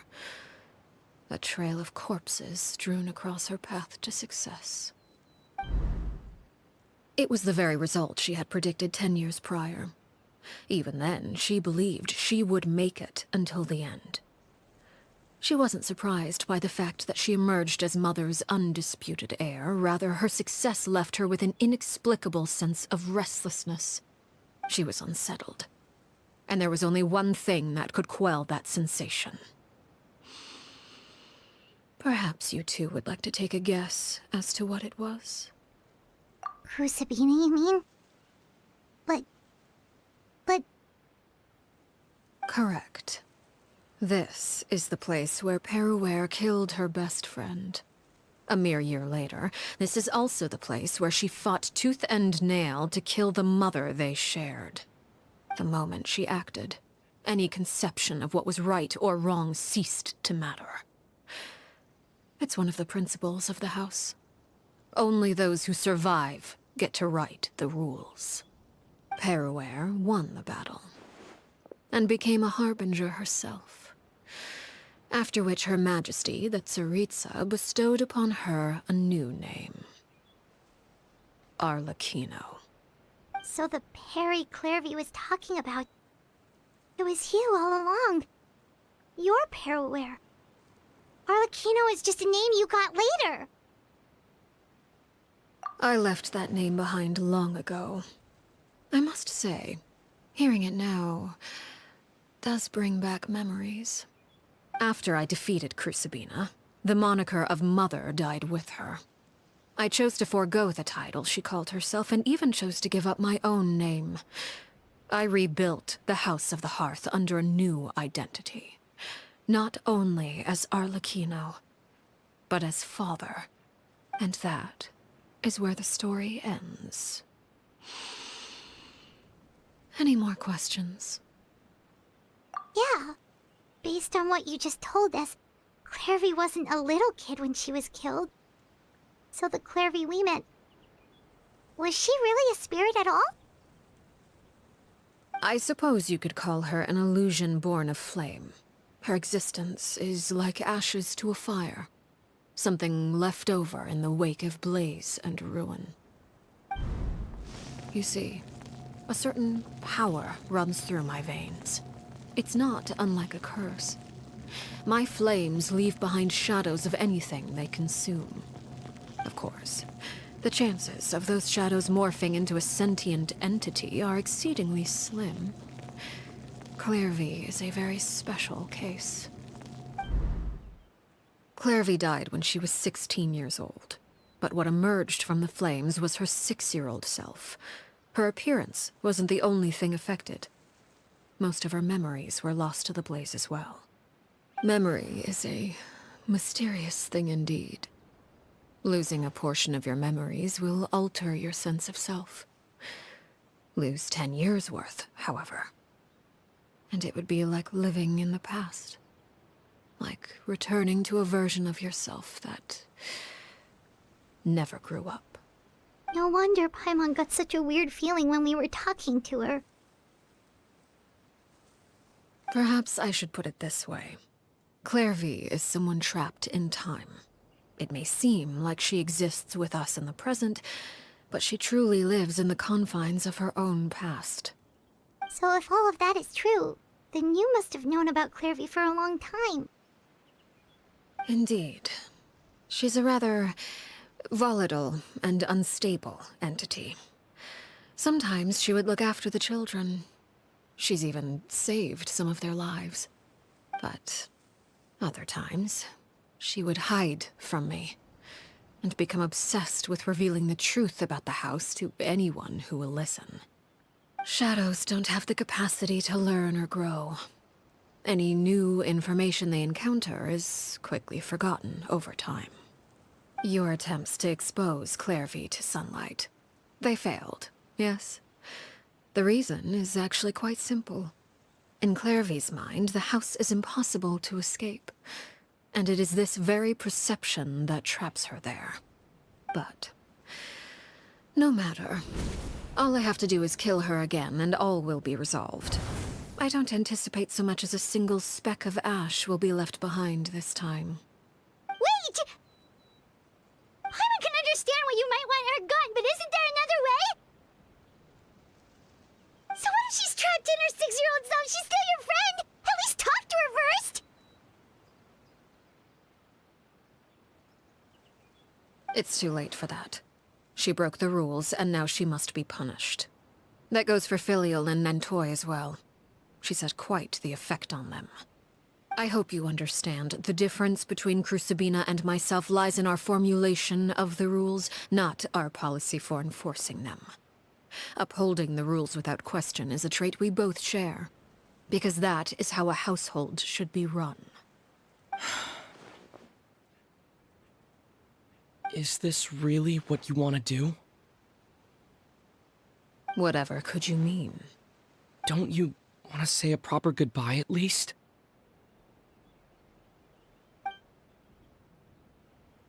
Whether as a killer or as a father, there are two things that must be avoided at all costs: anger and sorrow. Anger makes you impulsive. Sorrow causes you to waver. Well, it appears it's about time to proceed. Before we arrived, I told some of my well-behaved children to bring our troublemakers here by nightfall. I do believe I've kept my end of the deal. I gave your friends quite a bit more time. As for what happens now, we'll just have to wait and see.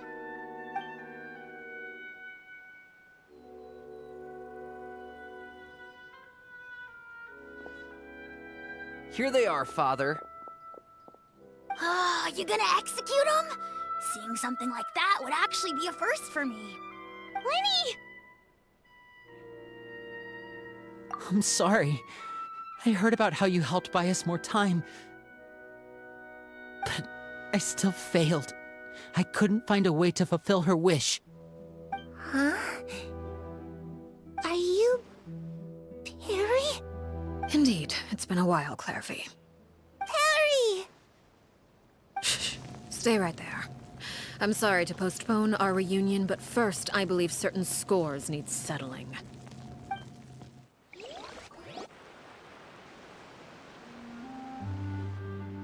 Father, let me explain.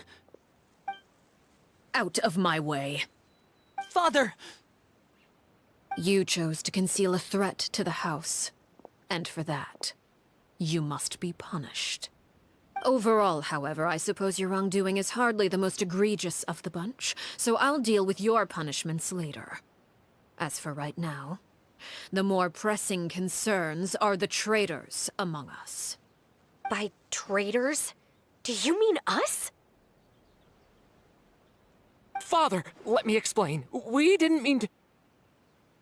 Fultz, why don't you share what you heard? Yes, Father. Secret Midnight Meeting number 3. Participants: Filial, Nantoy, Sato, Toddy. Nantoy clearly said, "If only Father wasn't the one who took us in." Sato added, "I'm sick of this life. I just want to live as a normal person." Filial was the worst of them all. She called us crazies and said a bunch of mean things about Father. I did not! You're lying! Fultz is trying to frame us. It's not like I'm the only one who heard those things. After that, you and Toddy and a bunch of other people started talking about Clairvy. You were using all those things Clairvy brought up as an excuse to question Father. We're birds locked in a cage. The only way out is to destroy it. That's what you said, wasn't it? You little... You just want me gone, don't you? What did I ever do to you, huh? And you, Sheplo, have you forgotten who stood by your sickbed, watched over you, and changed your dressings? Come on, let's hear it then. What's your reason for all this?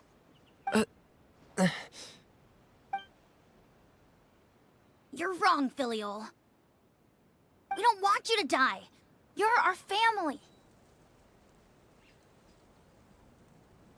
Liar. You wouldn't be doing this if that were the case. So why? Why have you backed us into a corner? We all live in the House of the Hearth. You know the type of work we do, Filial. A single betrayal can cost dozens of us our lives. It's not like it's never happened before. That kind of thing is hard to forget. That's why the House of the Hearth cannot tolerate any form of betrayal. Ever since we came to Poisson, you've had 7 secret meetings. A lot of the things you talked about really crossed the line. You've been spying on us for half a month? Wait a second. Now that I think about it, the move to Poisson was just a way to make it easier to spy on us, wasn't it?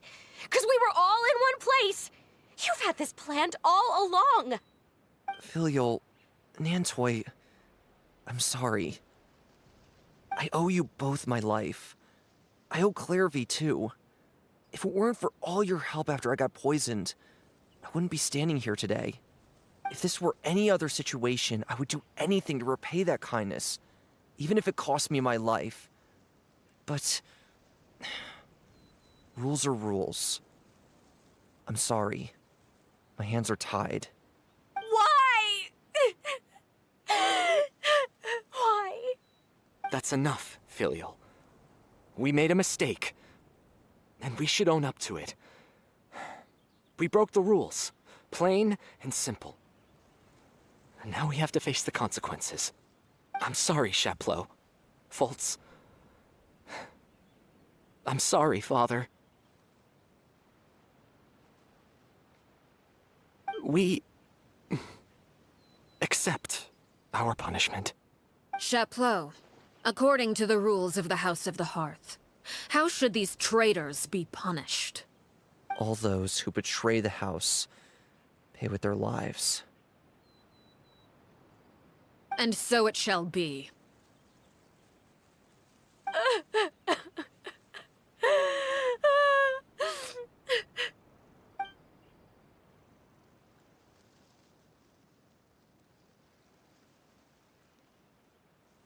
Father, please wait! Something you want to say, Linny? Please reconsider, Father. What Filial and the others did, does it really count as betrayal? We all come from broken families. From the very first day we joined the House of the Hearth, we wanted nothing more than to make it a real home. But the truth is, none of us know what a real home should look like. I'm not saying I have all the answers. All I know is this. Killing Filial and the others may uphold the rules, but doing so will only bring us further away from being a real family than we've ever been. So please, Father, please reconsider. I agree with Linny. Father, please. Linny, you...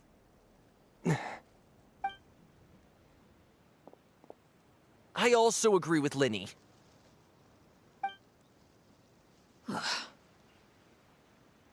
An order once given cannot be rescinded.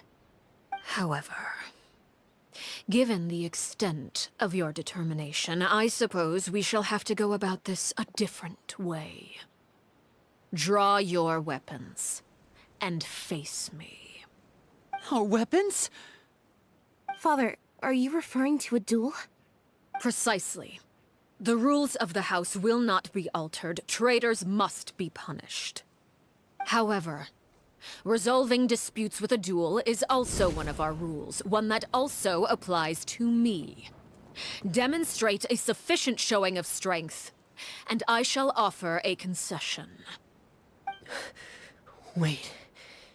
Beat Father in a duel? Impossible. Father is way too strong, even for Linny.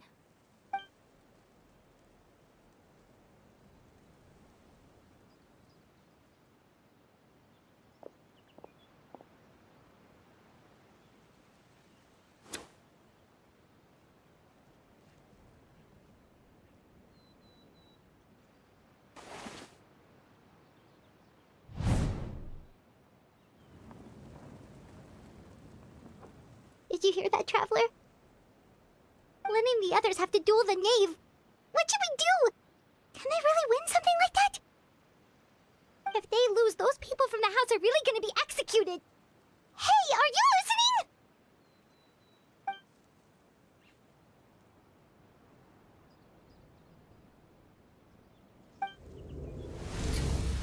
Don't you want to say a proper goodbye at least?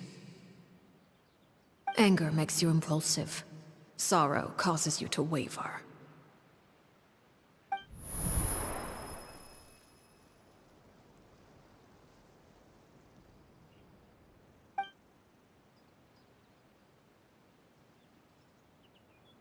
Oh.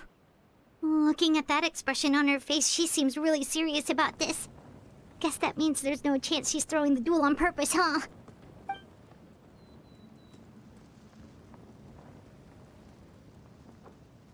When guests are around, families are often on their best behavior. And any disputes are less likely to escalate. When the time comes, make the choice that you deem most appropriate in the situation, and lend your help to the House of the Hearth. What's wrong, Traveler? Hey, where are you going? Traveler?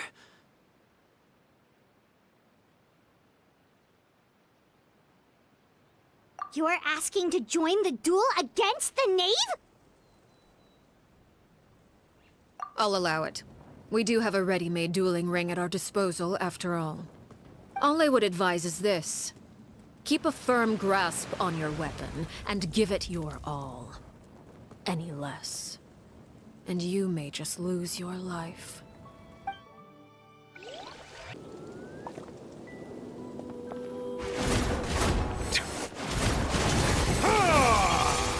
Is it my turn now? With these rising flames!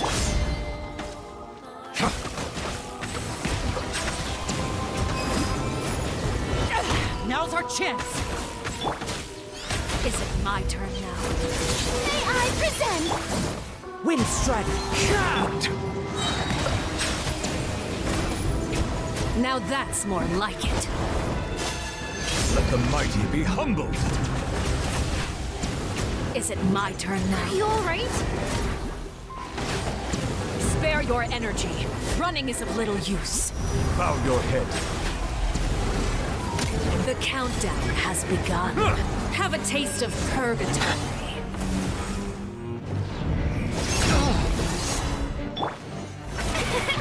I have to draw my blade. Look. Trapped like a bunch of helpless animals. With these rising flames! How amusing.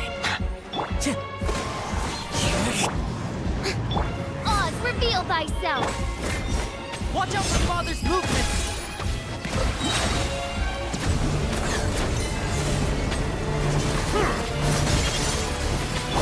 Time to go.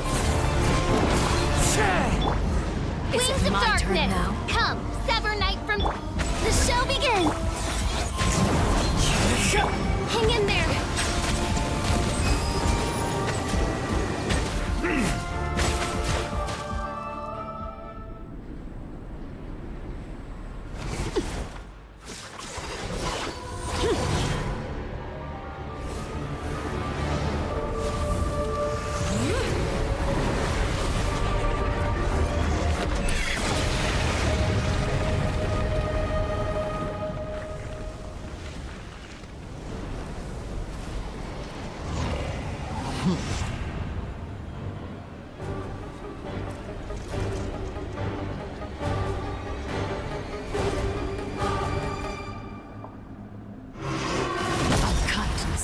Seared away. My blade is all that remains. As one with wind and cloud. Be sanctified.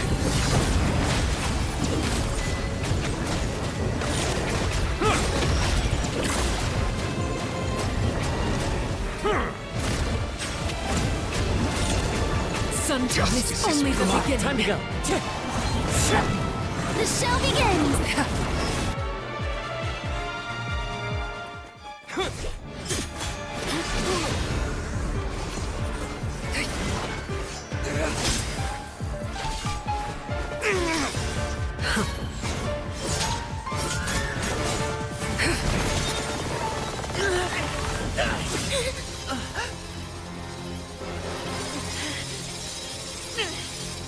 You should know better than to crowd in one place.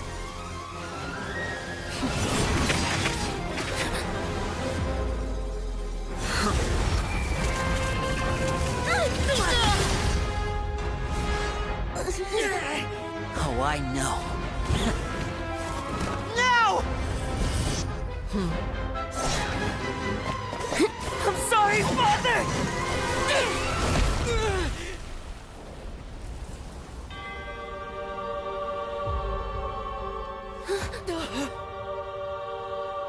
Sorry for what? This pitiful excuse for an attack.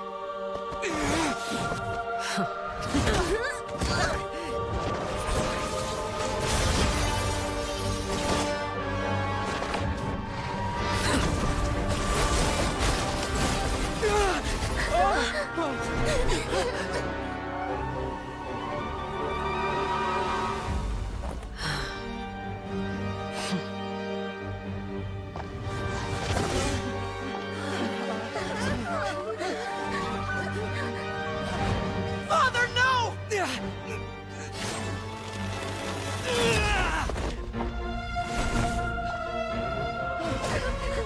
Made it out, did you?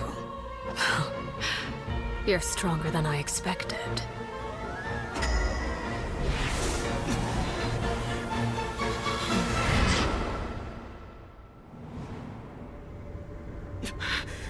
A crimson moon?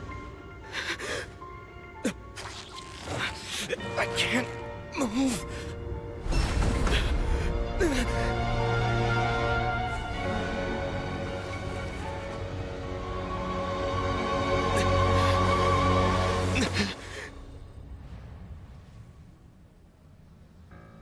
Still, not strong enough to beat me.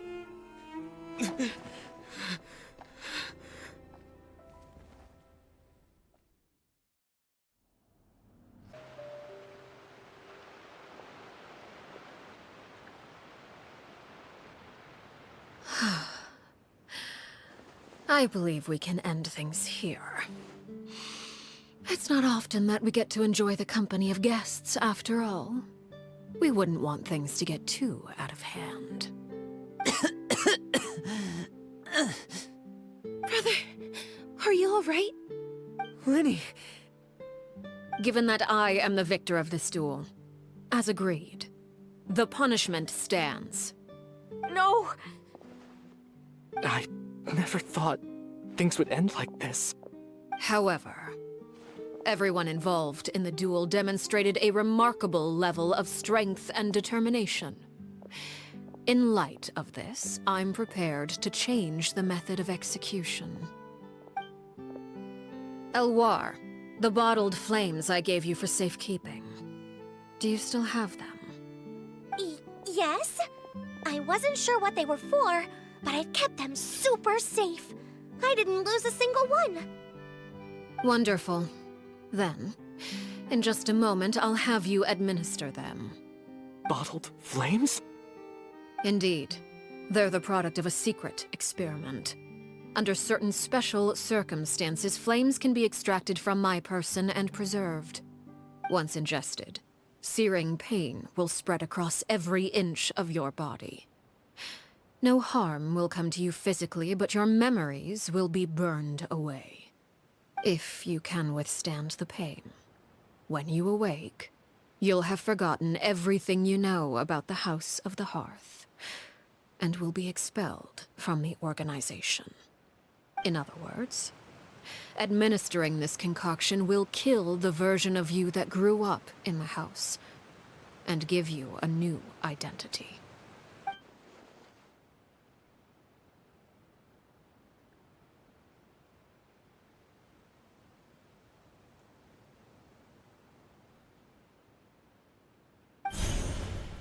Memory is a mysterious thing indeed.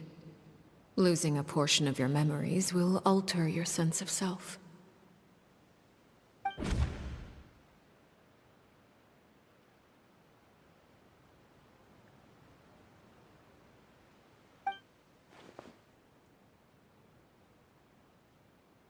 So, you're just letting us go, Father? You misunderstand. Memories are extremely important. Once consumed by flame, the version of you standing before me will die, and our secrets will die with you. So no, I don't intend to just let you go, because the person who survives will be nothing but a stranger. Even so, I won't have to live in fear anymore. I'm sorry, Father. I'm sorry I let you down. But I really... Don't cry, Filial. You haven't left the house yet, so there are still rules to be followed, yes? Remember what I taught you. Anger makes you impulsive, sorrow causes you to waver. Don't let yourself be controlled by your emotions. Of course. I'll remember. Dry your tears, and go pursue the life you really want. Yes, Father. Chaplot, Foltz, Elwar. Take them back to Poisson. And bring Linny and the others as well. I prepared 3 extra vials of bottled flames. As for whether to take them, the choice is yours. Goodbye, children. The next time we meet, I will no longer be your father. Thank you for all you've done for the house. I hope you have bright futures ahead of you.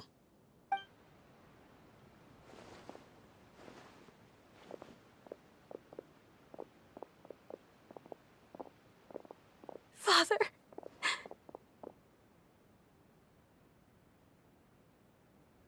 Let's go.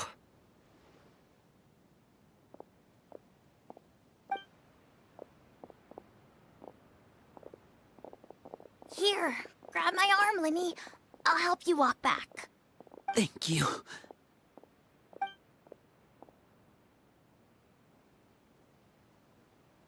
Clairvy.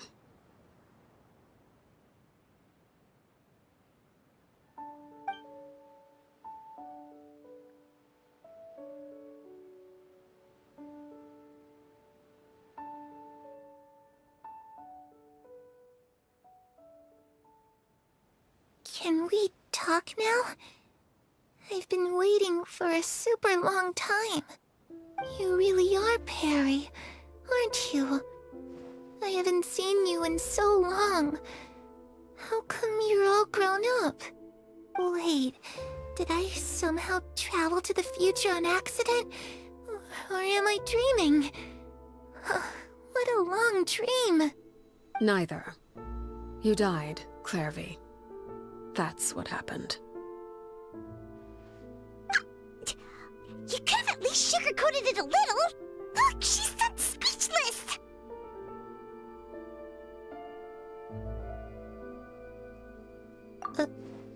Oh. Okay then. Huh? That's it? You accepted it just like that? Yep. If that's what Perry says happened, then I believe her. Perry wouldn't lie to me. Plus, I don't really need to know why I'm like this. I'm more curious about what happens in the future. If you're a harbinger now, Perry, that means Mother is gone, isn't she? Can you tell me about it? I want to know what happened to her. And to me. You never stopped trying to defy fate. At first, no one believed you. You could only vent your frustrations to the moon. In fact, you often sought comfort in the night sky. You wanted to see the aurora, so one night we promised each other we would go to Snezhnaya to see it together. Later on, you tried to run away, but you were brought back each time. Mother spared your life, but it wasn't out of kindness. Instead, she decided to make an example of you by slowly torturing you over time. That way, the other children would know what happens to traitors. Still, you never gave up. Mother hoped that through ruthless duel after ruthless duel, she would be able to crown an ultimate victor among the children she raised. But you called on everyone to unite, to fight to a draw in order to reduce casualties. Your efforts may have only delayed the inevitable, but still. You gave them hope. You tried everything you could think of, but every attempt ended in failure. Still, you never turned your sword on Crucibina, and you never turned it on me. On that gloomy day, you told me, "For the last 16 years of my life, I've done everything I can to fight for freedom. But now, I realize that the only freedom I truly possess is the freedom to choose to die." I never imagined I would say something like that. I must have been feeling really worn down. But somehow, I still think I understand. According to Mother's plan, only one of us was going to make it until the end. And I always hoped that person would be you. If I could do it all over again, I still don't think I would make a different choice. Even when I first met you, I knew you'd be able to do what I couldn't. Is that so? Even now, I'm not sure I truly understand what kind of freedom you were trying to pursue. But as the head of the House of the Hearth, and as the children's father, I've tried to give them the most basic of freedoms. The freedom to choose their own fate. It's something I discussed with the Iudex of Fontaine. The children who want to leave the house will have their memories wiped clean of all secrets pertaining to the organization. In return, they will be allowed to live a normal life in Fontaine without being prosecuted for their past. Of course, I won't simply hand freedom to them on a silver platter. They have to fight for it and prove themselves worthy of it.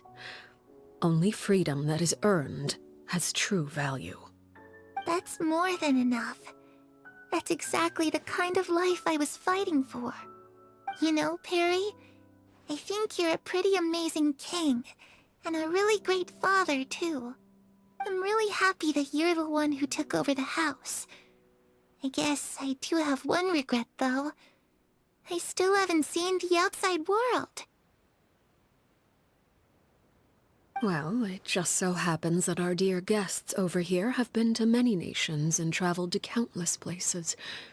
Perhaps they would be willing to tell you what the outside world is like. Really? Of course! We've traveled all over the place. We've got so many stories, we could probably talk your ears off for 3 days straight!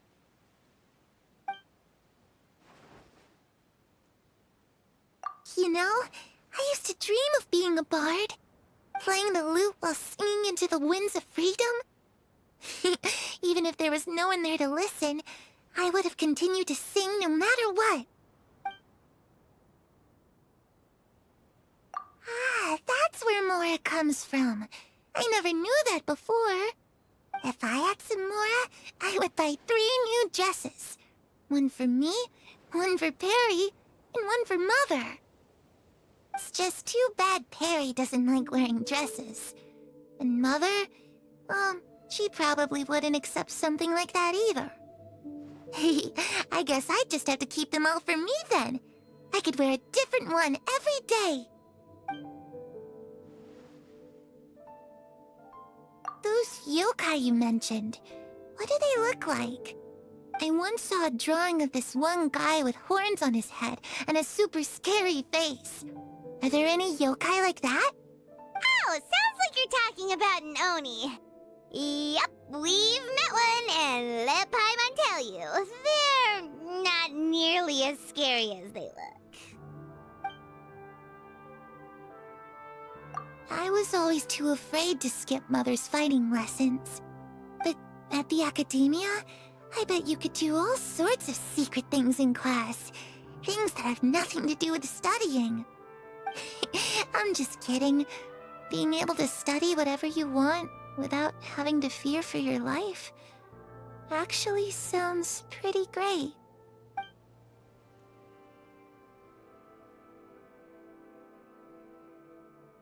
The situation was super dangerous. Lenny and Lynette were accused of committing a crime, and they were going to have to stand trial at the Opera Epicles.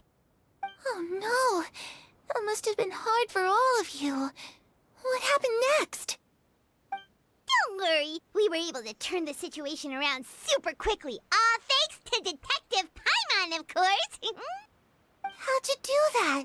Come on, tell me. Okay, so it was like this. After the failed magic show, we rushed to the scene and...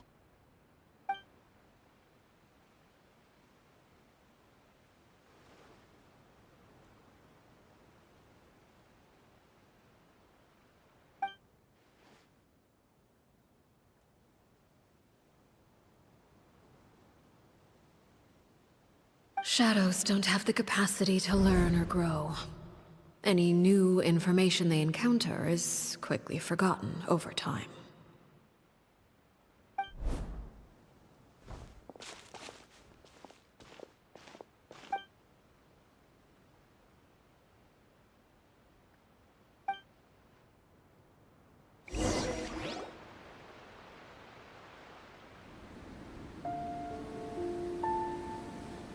Clairvy, you've worked tirelessly from the shadows to overthrow the House of the Hearth. Now, by my authority as the Knave, I shall announce how this matter ends. You are hereby expelled from the House of the Hearth. You are no longer tied to this place, nor are you bound by its rules. You're saying that I can finally leave? I get to experience the outside world as well? Oh, I almost forgot. There's no getting older for me. Still, seeing who you grew up to be makes me really happy, Parallel.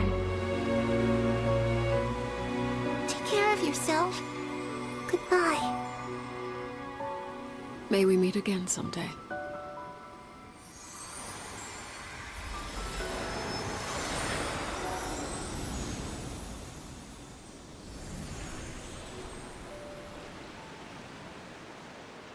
Clairvy.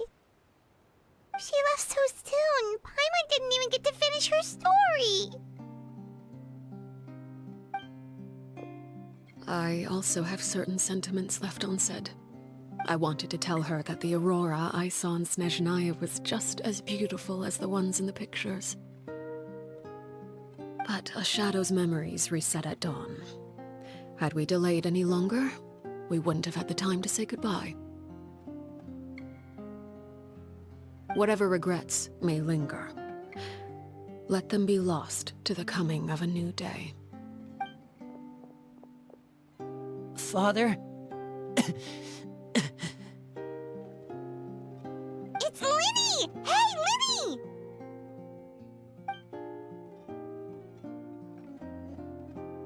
What is he doing back here? Let's go check it out.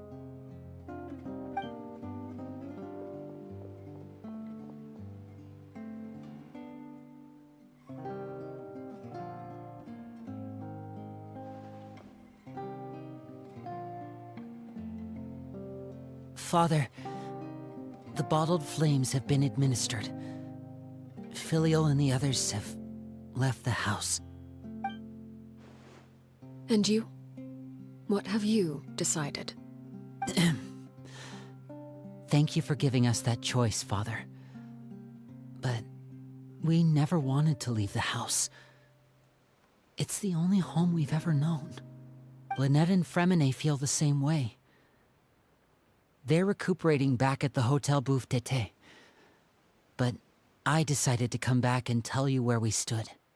I'm sure you're well aware of the expectations I have for you. I want you to follow in my footsteps and become the next king of the house. Yet you seem to have different ideas. I must admit, I'm rather surprised by your decision to stay. There's nothing wrong with choosing to live a quiet life. Leading this organization is a heavy responsibility, one not so easily carried by someone forced onto the throne. I just never understood what you saw in me. What made you believe I was deserving of that throne? You're brave, talented, and, most importantly, you cherish your family. You would do anything to protect them, even if it costs you your life.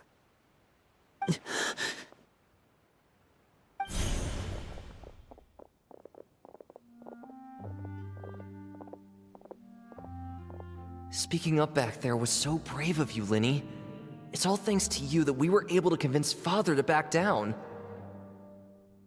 You're a hero, Linny. Hero?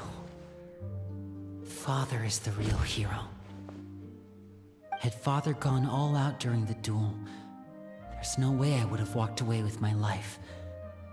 She must have had it all planned from the beginning, from the very moment she suggested a duel. I'm not deserving of that title. I'm not strong enough or smart enough. You're wrong. In my opinion, all you need to be deserving of the throne is conviction and the necessary strength to act on it. We may have different ideas of what it means to be a family, but you can hardly be said to lack conviction. What you truly lack is strength. For someone of your talent, though, that's something that will come with time. Even without that strength, you still chose to face me in a duel, even though the odds were stacked against you. That capacity to honor your convictions is what I truly see in you. Father. No one knows what the future holds, what tragedy or triumph may be in store. Being at the head of this organization requires the strength of will to face whatever comes. Caution will only hold you back. If reaching a certain standard were required to go after what you want, I would never have succeeded in killing my predecessor. Back then, there was still a considerable gap between our abilities. Strength may decide the ultimate victor, but those who let a lack of strength dictate their decisions or undermine their convictions will never be worthy of the throne. I understand, Father. Thank you.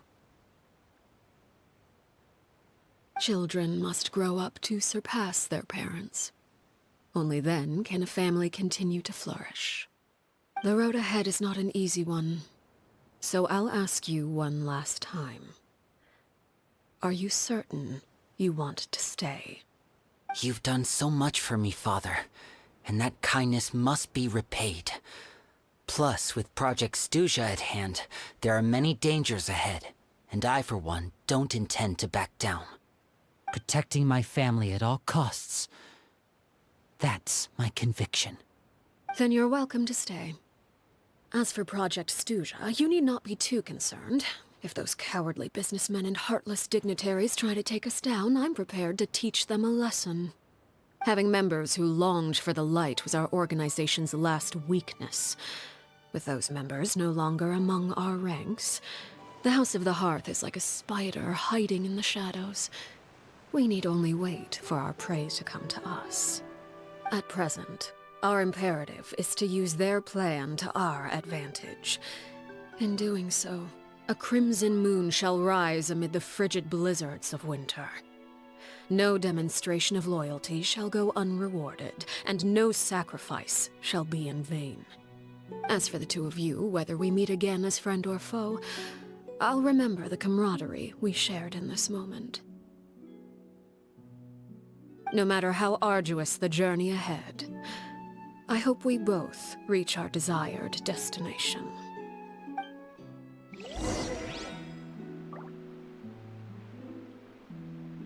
Didn't Linny say that Lynette and Fremine were recovering at the Hotel Booth Bite? Oh, Paimon wonders how they're doing. Maybe we should go check on them.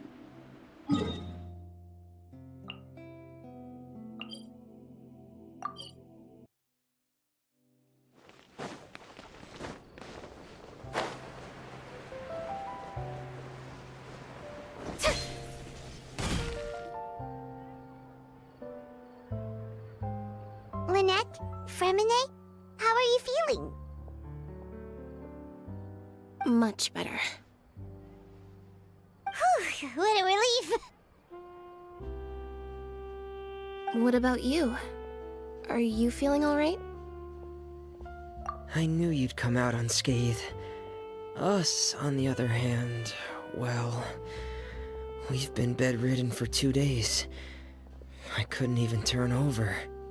Oh, and I wanted to ask, is Clairvy gone? Linny and the other members have left Poisson and returned to the House of the Hearth. According to him, there haven't been any more sightings of a spirit roaming the house. I see. I'm glad. Father came to check up on us 2 days ago and told us about what happened with Crusabina and Clairvy. Actually, I've met Crusabina before.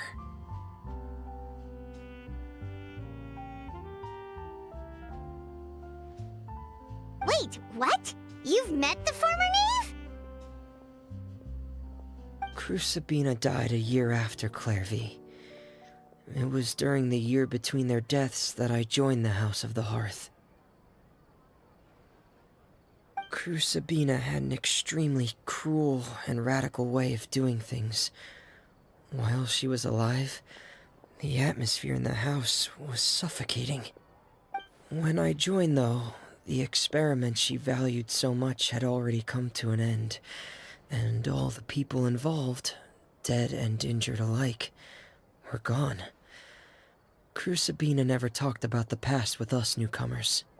A couple of months after I joined, Father killed Crucibina and burned all her files. With that, the names of all the people subjected to her experiments, Clairvy included, were lost to the flames, along with the painful memories they represented. Father took in Lenny and me a couple months after that, but she never mentioned anything about Crucibina or Clairvy. It really seems like something she was planning to keep to herself. The last time you talked to her, did she mention why she kept it a secret for so long? She said she didn't want us to be affected by the darkness of the past. She was worried we'd develop a false sense of gratitude towards her if we knew about it. The foundation of a family should be free of any corrupting influence. Whatever happened in the past, it has nothing to do with who we are now. And that's what Father told us in the end. But I still thanked her for everything. It was only after hearing about what Crucibina did that I finally realized how insignificant our lives could have been. The members of the house meant nothing to her. To say that she valued them in any way, even just as a tool, would probably be giving her too much credit. If Father hadn't taken over the House of the Hearth, I probably would have already... Father rarely brings up the fact that she saved us. She doesn't believe that being indebted to her should be what ties us together. But even if we didn't owe her anything, we would still choose to stay. Because this is our home. We may have arguments or times when we feel wronged. Some people may even choose to leave. But as long as Father is here, we will always have a home. Whether the path before us is bathed in sunlight or shrouded in shadow, we'll follow Father wherever she chooses to go. So I wanted to say thank you for helping us make it through this crisis. Without your help, we could have lost a lot more along the way. Oh, we didn't do anything, really. Of course. You're welcome anytime. Are Filial and Nantoy okay? I actually saw them at a cafe this morning. They didn't recognize me. From what I could tell, they were drinking coffee and talking about one of the operas that started running recently. They seemed happy. If I had to take a guess, I would say they finally found the kind of life they always wished for.